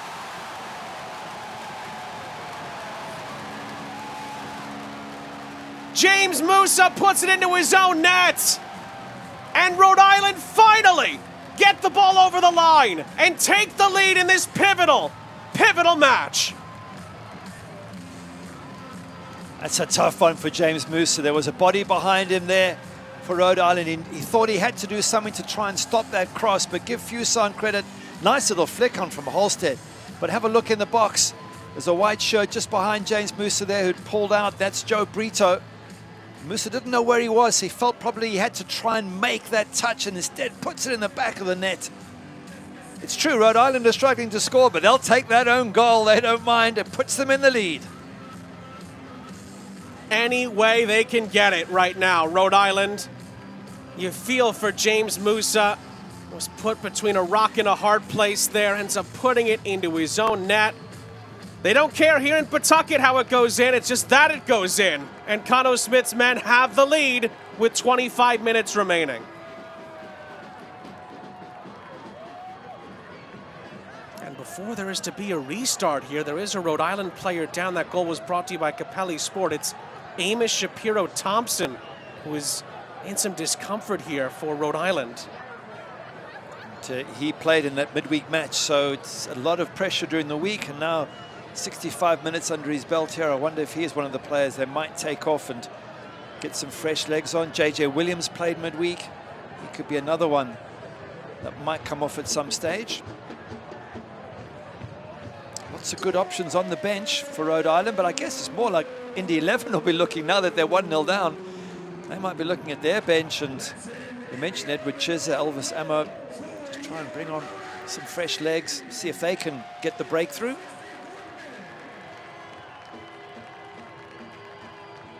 Rhode Island are preparing a few changes here. Maxi Rodriguez, Albert Dequa, Mark Ibarra, all coming in one foul swoop here. Looks like Zach Harivo is going to make way. On that first change, Amos Shapiro-Thompson appears to be at least heading to this near side. We'll see if he is out as well.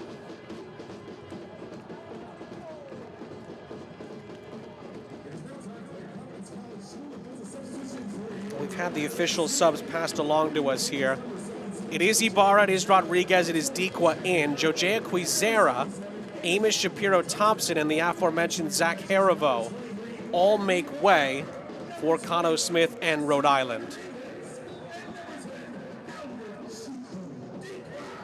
And Indy get the ball back into play, needing to track down an equalizer all of a sudden.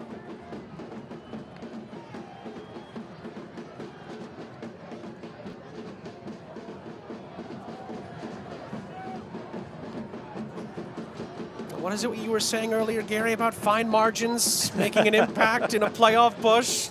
Absolutely. And to be fair to Rhode Island, certainly in the first half, they created way more chances. They may be having the better the second half. Certainly Indy have looked a lot more positive, but overall still, Rhode Island have been the aggressors. They've been the more positive side, and with a bit of luck, they've got themselves the lead. Rodriguez and Ibarra doing their defensive duties there. It's out for a Rhode Island throw. Can't watch the match. Turn on Sirius XM FC 157, North America's only 24/7 source for engaging soccer talk, including USL All Access on Tuesday nights. Your live matches from the USL, MLS, English Premier League, and more. All on Sirius XM FC 157 and the new Sirius XM app.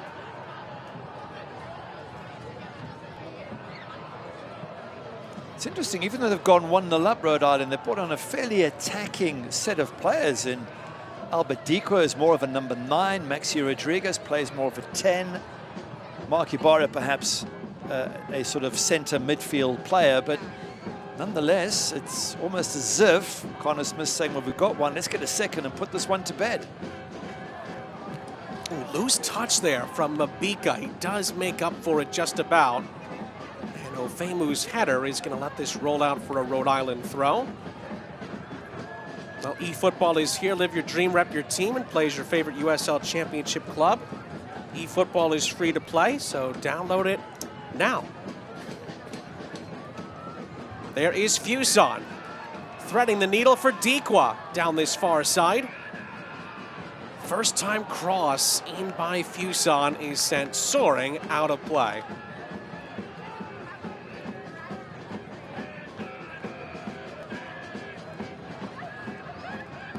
Well, this is an important 20 minutes for Indy 11. Otherwise, if this result holds, Rhode Island go above them, Tampa Bay Rowdies could be right behind them. And they've got to go and face Birmingham, who are also just behind them, so find themselves in all sorts of trouble. A bit of a shove in the back there, not an obvious one, so JJ just goes over and lends a hand. Good sportsmanship there. I think it was just an obvious one, though, and he just realized straight away it was an unnecessary one and almost went over as if to say sorry. Put out a hand as a peace offering.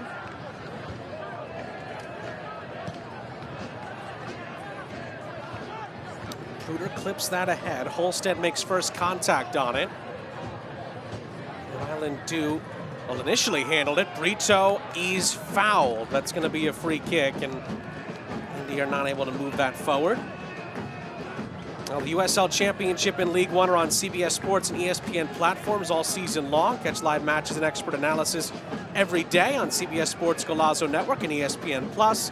Go to USLChampionship.com or USLLeague1.com for the complete USL TV listings.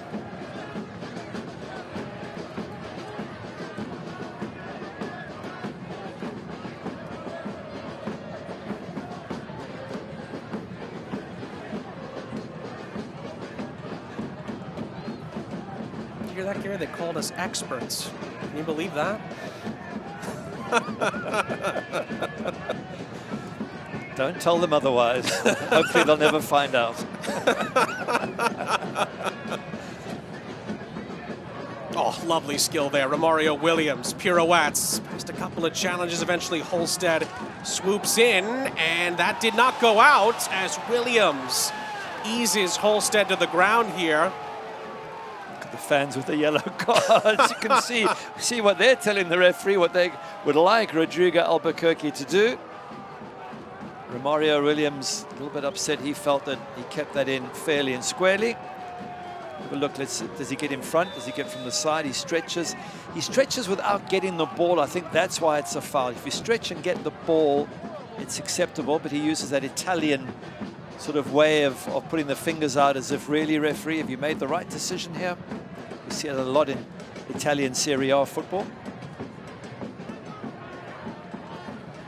Ibarra steps in there to win it back. There is time and space here for Albert Diqua, who links up with JJ Williams. This is Maxi Rodriguez. A second goal would do Rhode Island the world of good here down the stretch. Brito. Holstead. Not a lot of room to work with for Brito as he receives it, but he turns the corner here. Tries to navigate. Holstead tried a little cheeky back heel. Brito gives it a chase and made contact with Musa there. In the end, it's just going to be a goal kick. Ooh, unless the referee has been overruled, so the assistant referee, that is. And that is the case. The assistant referee has been overruled by our center official. And it is a free kick, as we tell you that whether you're headed to work, school, or game day, RIPTA gets you there with statewide service and easy trip planning. Transit's never been simpler. Plan your ride today at RIPTA.com.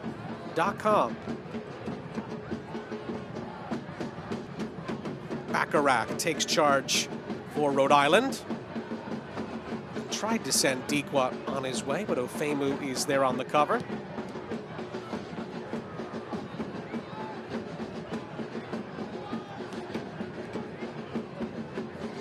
Just looking, no subs yet for Indy. 73 minutes on the clock.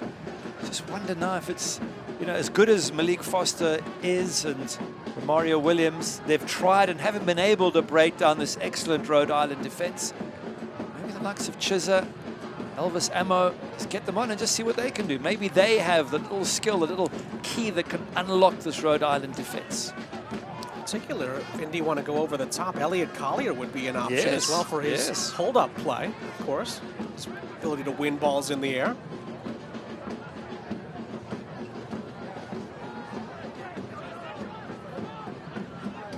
Throw in for Musa on this near side. His own goal at the moment has Rhode Island just about in front here.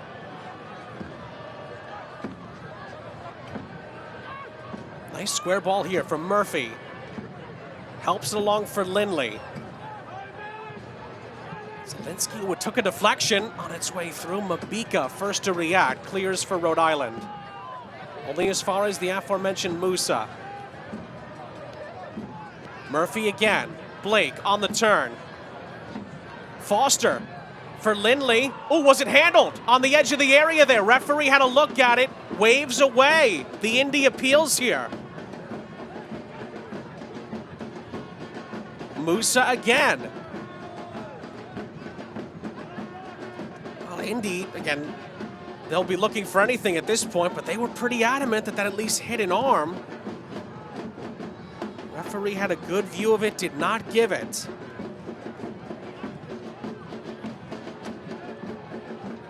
Out for a throw-in on this near side as we get to re-examine it.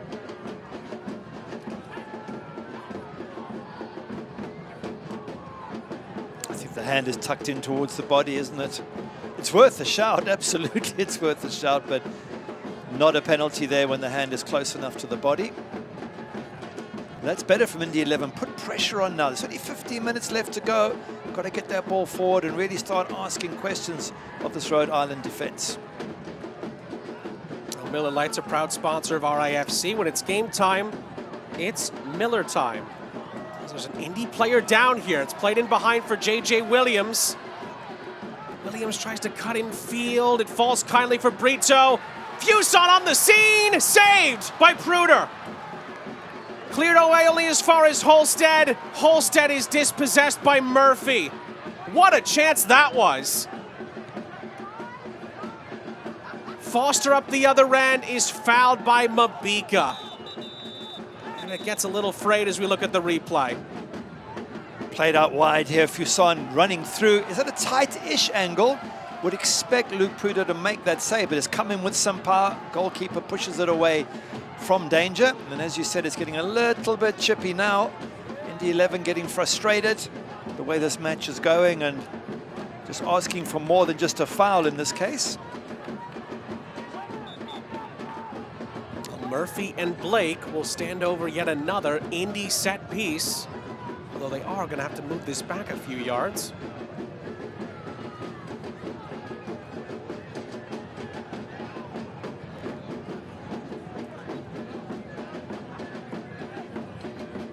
Blake will leave it for Murphy here. And Murphy takes it quickly, maybe too quick. No one was ready for Indy. And Rhode Island have a chance to run this up the other end with Dequa. But Blake is able to catch up to him. Well, not to belabor the point, but the set piece quality really for both teams continues to be lacking. There's two things from a poor free kick like that. One is you don't get a chance to score, but B, you allow the opposition to try and catch you in transition. And they had to get all the numbers back there in the 11 to stop that from happening. Good challenge by Karifa Yao on Malik Foster. As that ball goes out of play, we have been told that Indy are at least preparing some alterations here. Here they are. James Murphy is going to make way here.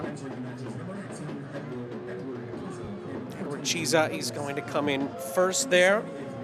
Elvis Amo is also going to come in, and that's going to be it for Romario Williams.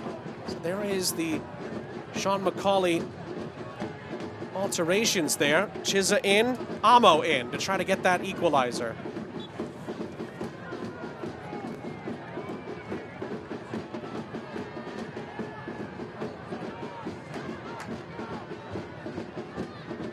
Foster, lovely little back heel. Jack Blake lays it out towards that far side. It's then fizzed in towards the penalty spot. And it ricochets out of play. There's Chiza popping up for Indy. Not able to hit the target, but appreciates the service. Let's have a look at it again. This is what you want by bringing on the likes of Chiza there. Just has a swing at it, but you never know. It could possibly fly into that corner, and they've taken off James Murphy, a midfielder, and brought on a striker to replace him. So certainly being a lot more positive there, Sean McCauley. And if they can get a draw out of this match, I'm pretty sure Indy 11 will be happy with that. As it stands right now, they've dropped out of a playoff spot, 2 points behind Rhode Island to occupy that final playoff position. Indy would go back above the playoff line in the live table if they were to score here. This is Elvis Amo. He cuts in field, lays it off. What's behind Foster, though? And Rhode Island catch a bit of a break there. Wow. Thought Elvis Amo could have gone all the way himself there, cut back inside and had the shot. Suddenly chances coming for Indy 11. Yeah, Rhode Island not out of the woods yet. Musa on the near side. Clips it to the edge of the area. Chiza closed down by Bacharach. Afemu on the far side for Indy.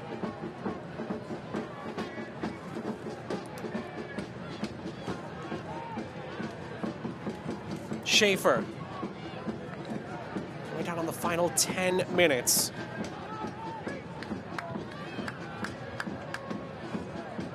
Musa.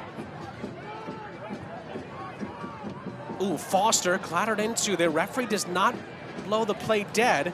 But Rhode Island get the ball back through Maxi Rodriguez. And those are the records and point totals coming into the night. Rhode Island were 9th coming into this evening's action. Indy in 8th in the live table right now. That would be flip-flopped.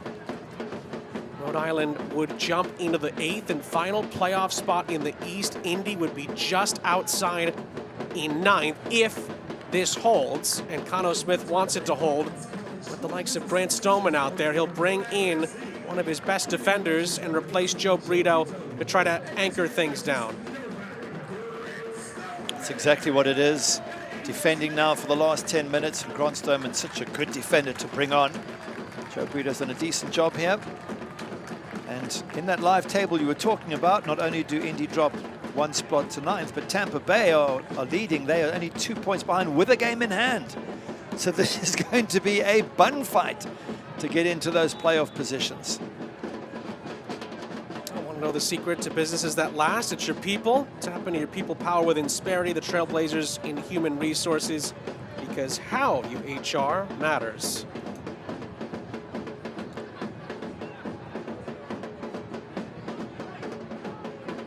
Indy have looked much, much better in the attack over these last 10 minutes or so. Can they make it pay off?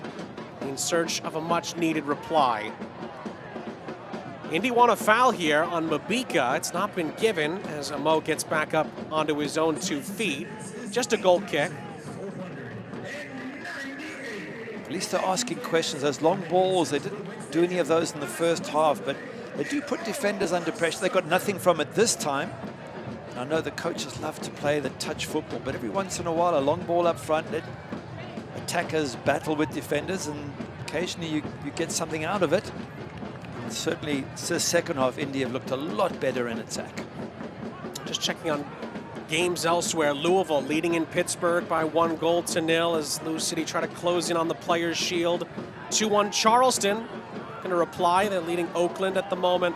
Rowdy's leading 3-2. Against Colorado Springs. That ball through the Rhode Island spine there. Okay, Vegas, no troubles with it. Just calming things down, Koke Vegas, just telling everyone to take it easy. Experienced goalkeeper. Rodriguez over the top for Fuson. Bacharach down the line here. Williams muscling his way past Afemu, who then recovers really well.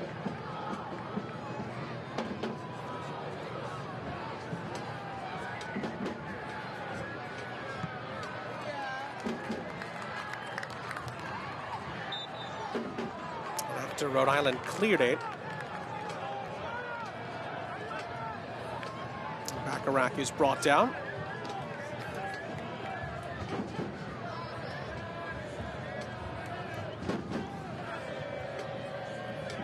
Remember, 2026 season tickets are on sale now. Go to RhodeIslandFC.com now to secure your seat today.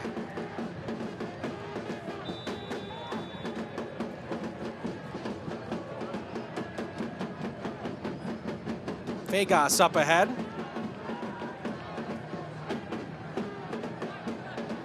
Mabika has had a really good game for Rhode Island. Again, gets involved there defensively. Musa then smashes it up ahead. Amo, he's in an offside position and cannot profit for Indy. It's important if you're Elvis Amo, you know that you're going to get balls kicked out of defense. You get into that desperate part of the game. So when those balls come, you have to keep yourself in an onside position. Same for Edward Chiesa. Well, here comes the other big guy, Collier. Now they're going all out assault. We mentioned Elliot Collier might get a run in. This is kind of that time where we talked about long balls over the top. Collier can certainly work with those. He replaces the debutant Zielinski. And that is just about that as far as Indy's attacking options coming in off the bench.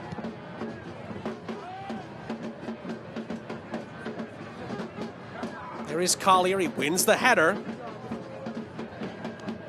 Holstead controlled it. Ooh, there might have been a nudge in the back there from Mabika. That'll give Indy a free kick, 5 minutes plus stoppage time remaining. Amazing how this one goal just changes the outlook. Indy go from being out of the playoffs, where they currently are now, back into the playoffs. Psychologically, so important. And get a draw away at Rhode Island would also be great for Indy's confidence.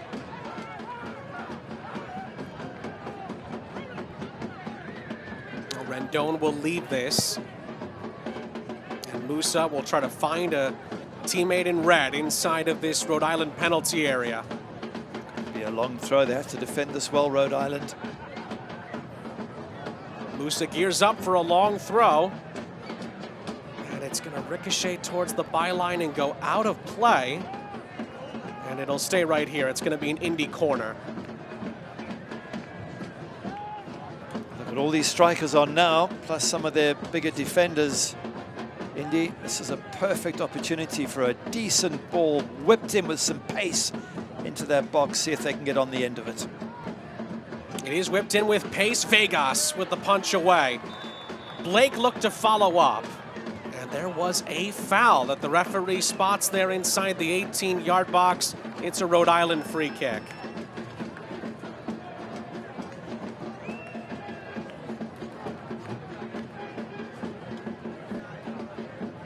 If Rhode Island could hold on, start to remember the words of Koke Vegas after the heartbreak midweek against Sac Republic. He talked about coming in early, being there for his teammates at the next training session from a mental standpoint. And then he said, listen, it's sports, it's life. You have to get over it and you have to move on to the next thing. This would be a huge boost for Rhode Island if they can hold on and see this out for 3 points.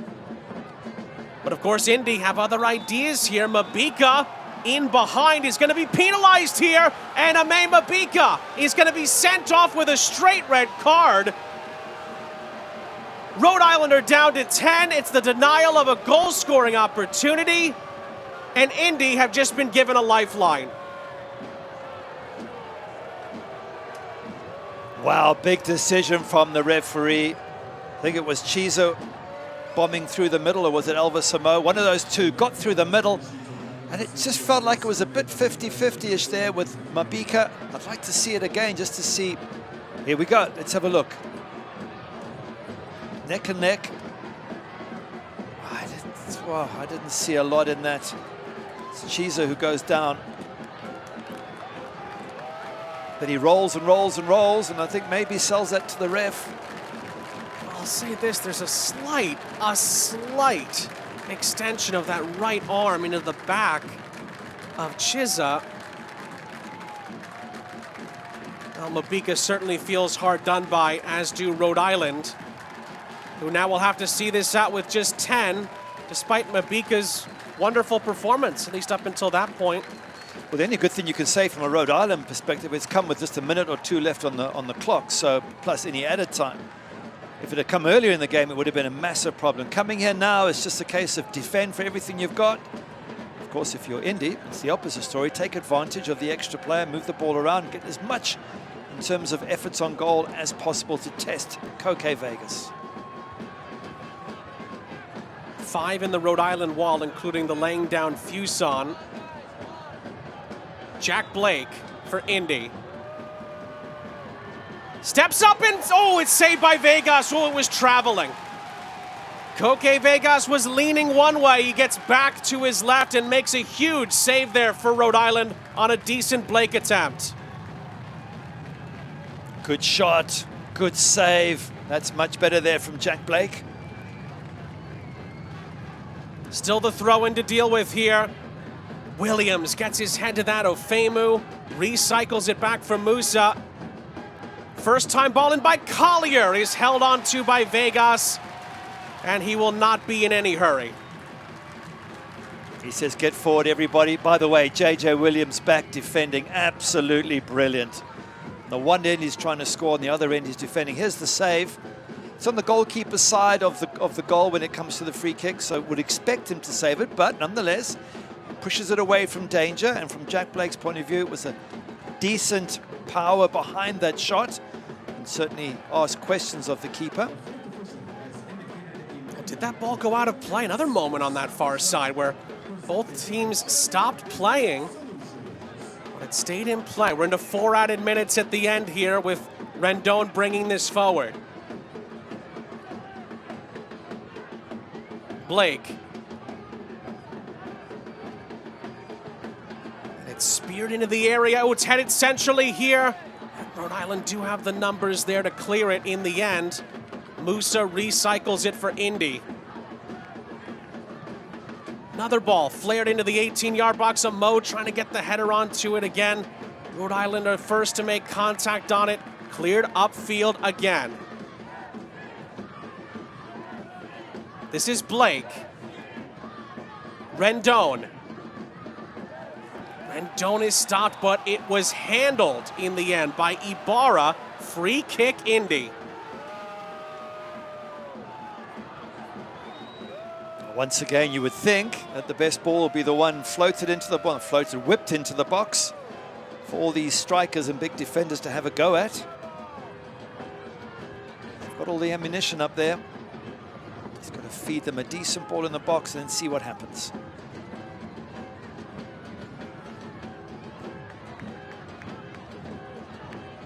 About 2.5 minutes left here. It's a good ball whipped in. Vegas does not get there. It pinballs around. Oh, and the overhead kick is over the top. And then Amo hits Williams on his backside, and Elvis Amo is sent off for a straight red card for retaliating against the Rhode Island striker here. Chaos inside the penalty area. And somehow, some way, Rhode Island survives. That is unbelievable. So much went on in that little period of time there from the ball whipped in. Let's have a look at it again. Koke Vegas comes and doesn't get it, and that just starts absolute panic. It drops. There's an attempted shot there from Elvis Amo. He then tries the overhead kick. JJ Williams maybe touches him. He then punches him, which gets him the red card. No question about that. You can't argue. Did JJ Williams do something to him first? Difficult for the referee to see. When it comes down, have a look. Elvis Amo has the effort there. It's blocked. He tries the overhead kick over. As he gets up, JJ just touches him and he turns and punches him. So there's no question it's a red card. It's just what did JJ Williams do to him first? But wow, trying to unpack all of that. It's going to finish 10 versus 10. That's bullet point number 1. But take nothing away from that incredible double goal line clearance from Grant Stoneman. One of them when he was on his backside as the ball pinballed around the 18-yard box. That is the reason that Rhode Island are still ahead. And then Elvis Amo, reacting to the JJ Williams moment, is sent off for Indy in stoppage time. 10 v 10 at the end. Again, just a moment of mayhem here in Pawtucket. Wow, the first half, it wasn't much happening, was there? There wasn't much to pick between the two teams. Rhode Island looks slightly the better. But as this game has gotten, it's got more exciting than the goal. And now Indy have been battering at Rhode Island. And now that chance now, it really has come to life here in the second half.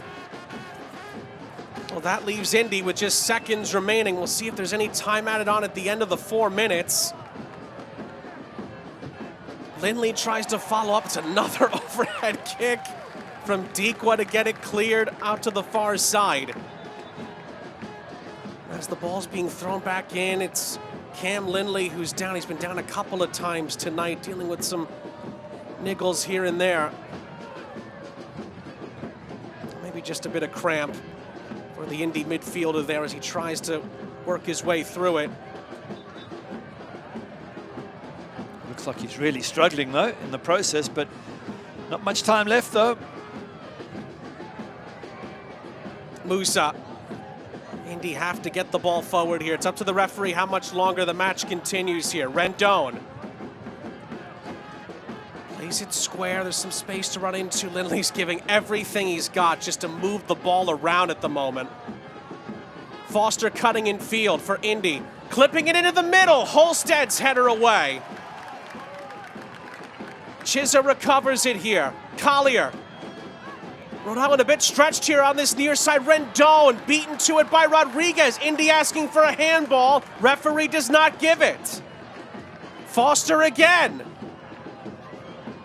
And Williams wins it back for Rhode Island, who have numbers in transition here. Can Rhode Island polish this off? Oh, and Williams gives it away to Lindley with a poor pass. Pruder clears it upfield. Fuson's header out of play. And that'll do it. Full time. After a battle in Pawtucket, Rhode Island survives and beats Indy by 1-0 to take their place into the top 8 in the USL Championship's Eastern Conference.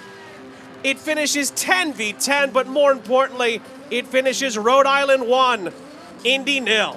Wow, what an ending to the game. Players giving absolutely everything. Well done, Rhode Island. Still struggling to score, but they'll take the own goal. Unlucky, James Musa. There wasn't much he could do about it. And, well, they're still alive, Indy 11, but for the moment, they drop out of a playoff place. That playoff place goes to Rhode Island. Rhode Island needed to get off the mat after the Jaeger Cup. They just about did it here tonight. It's a James Musa own goal that gives Rhode Island all 3 points. They jump up from 9th place into the top 8, and they just about outlast Indy in what turned into quite the battle at the end. We will step aside, and we will pick the bones out of it after the break. Progress. It's what we strive for, what we sacrifice for. It's about putting in the work. Early mornings, late nights, all in the pursuit of something greater. It's what moves us forward, what unites us. Because progress is more than a goal. It's the journey, the people who stand beside us, and the right partner. Centerville Bank, the official bank of Rhode Island FC. Progress on purpose. You may think the nicest moments happen once you've arrived at your destination. At Breeze, we think they happen all along the way. Yeah, let me grab that for you. That was so nice. Whether you're kicking back in Breeze Ascent or just enjoying time together in family seating, we take creating nice moments seriously, so you're ready for the rest of the journey ahead. When it's all over, the nicest moment might just be planning your next trip. Breeze. Seriously nice.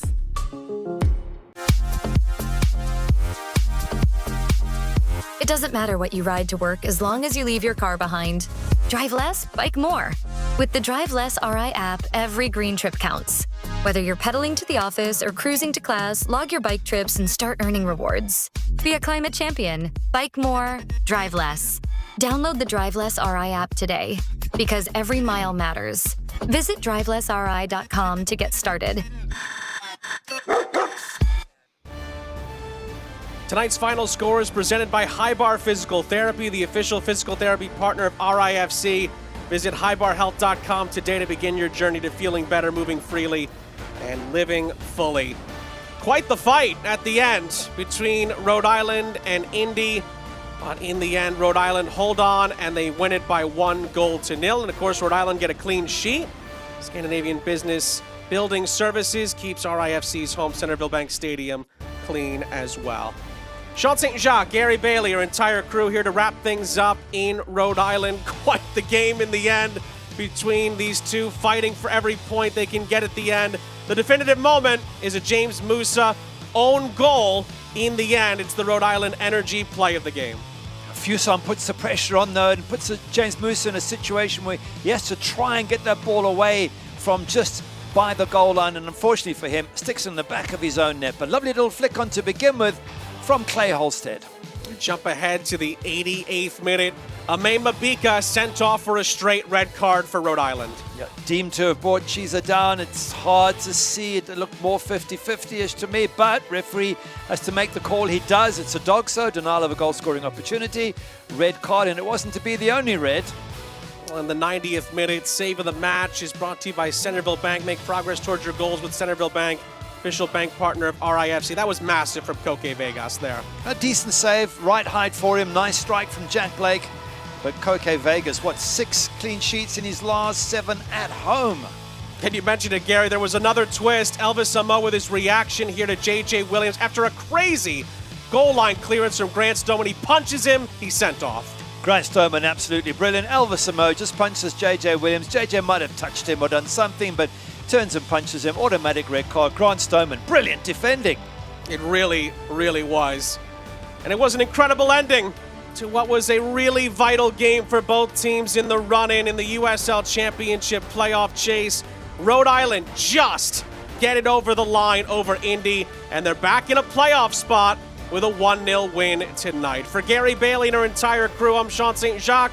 We say so long from Centerville Bank Stadium in Pawtucket. A chaotic ending here in Rhode Island, but RIFC win it, and they're back in the playoff places for now. This copyrighted telecast of the United Soccer League cannot be retransmitted, rebroadcast, or reproduced without the express written consent of the United Soccer League.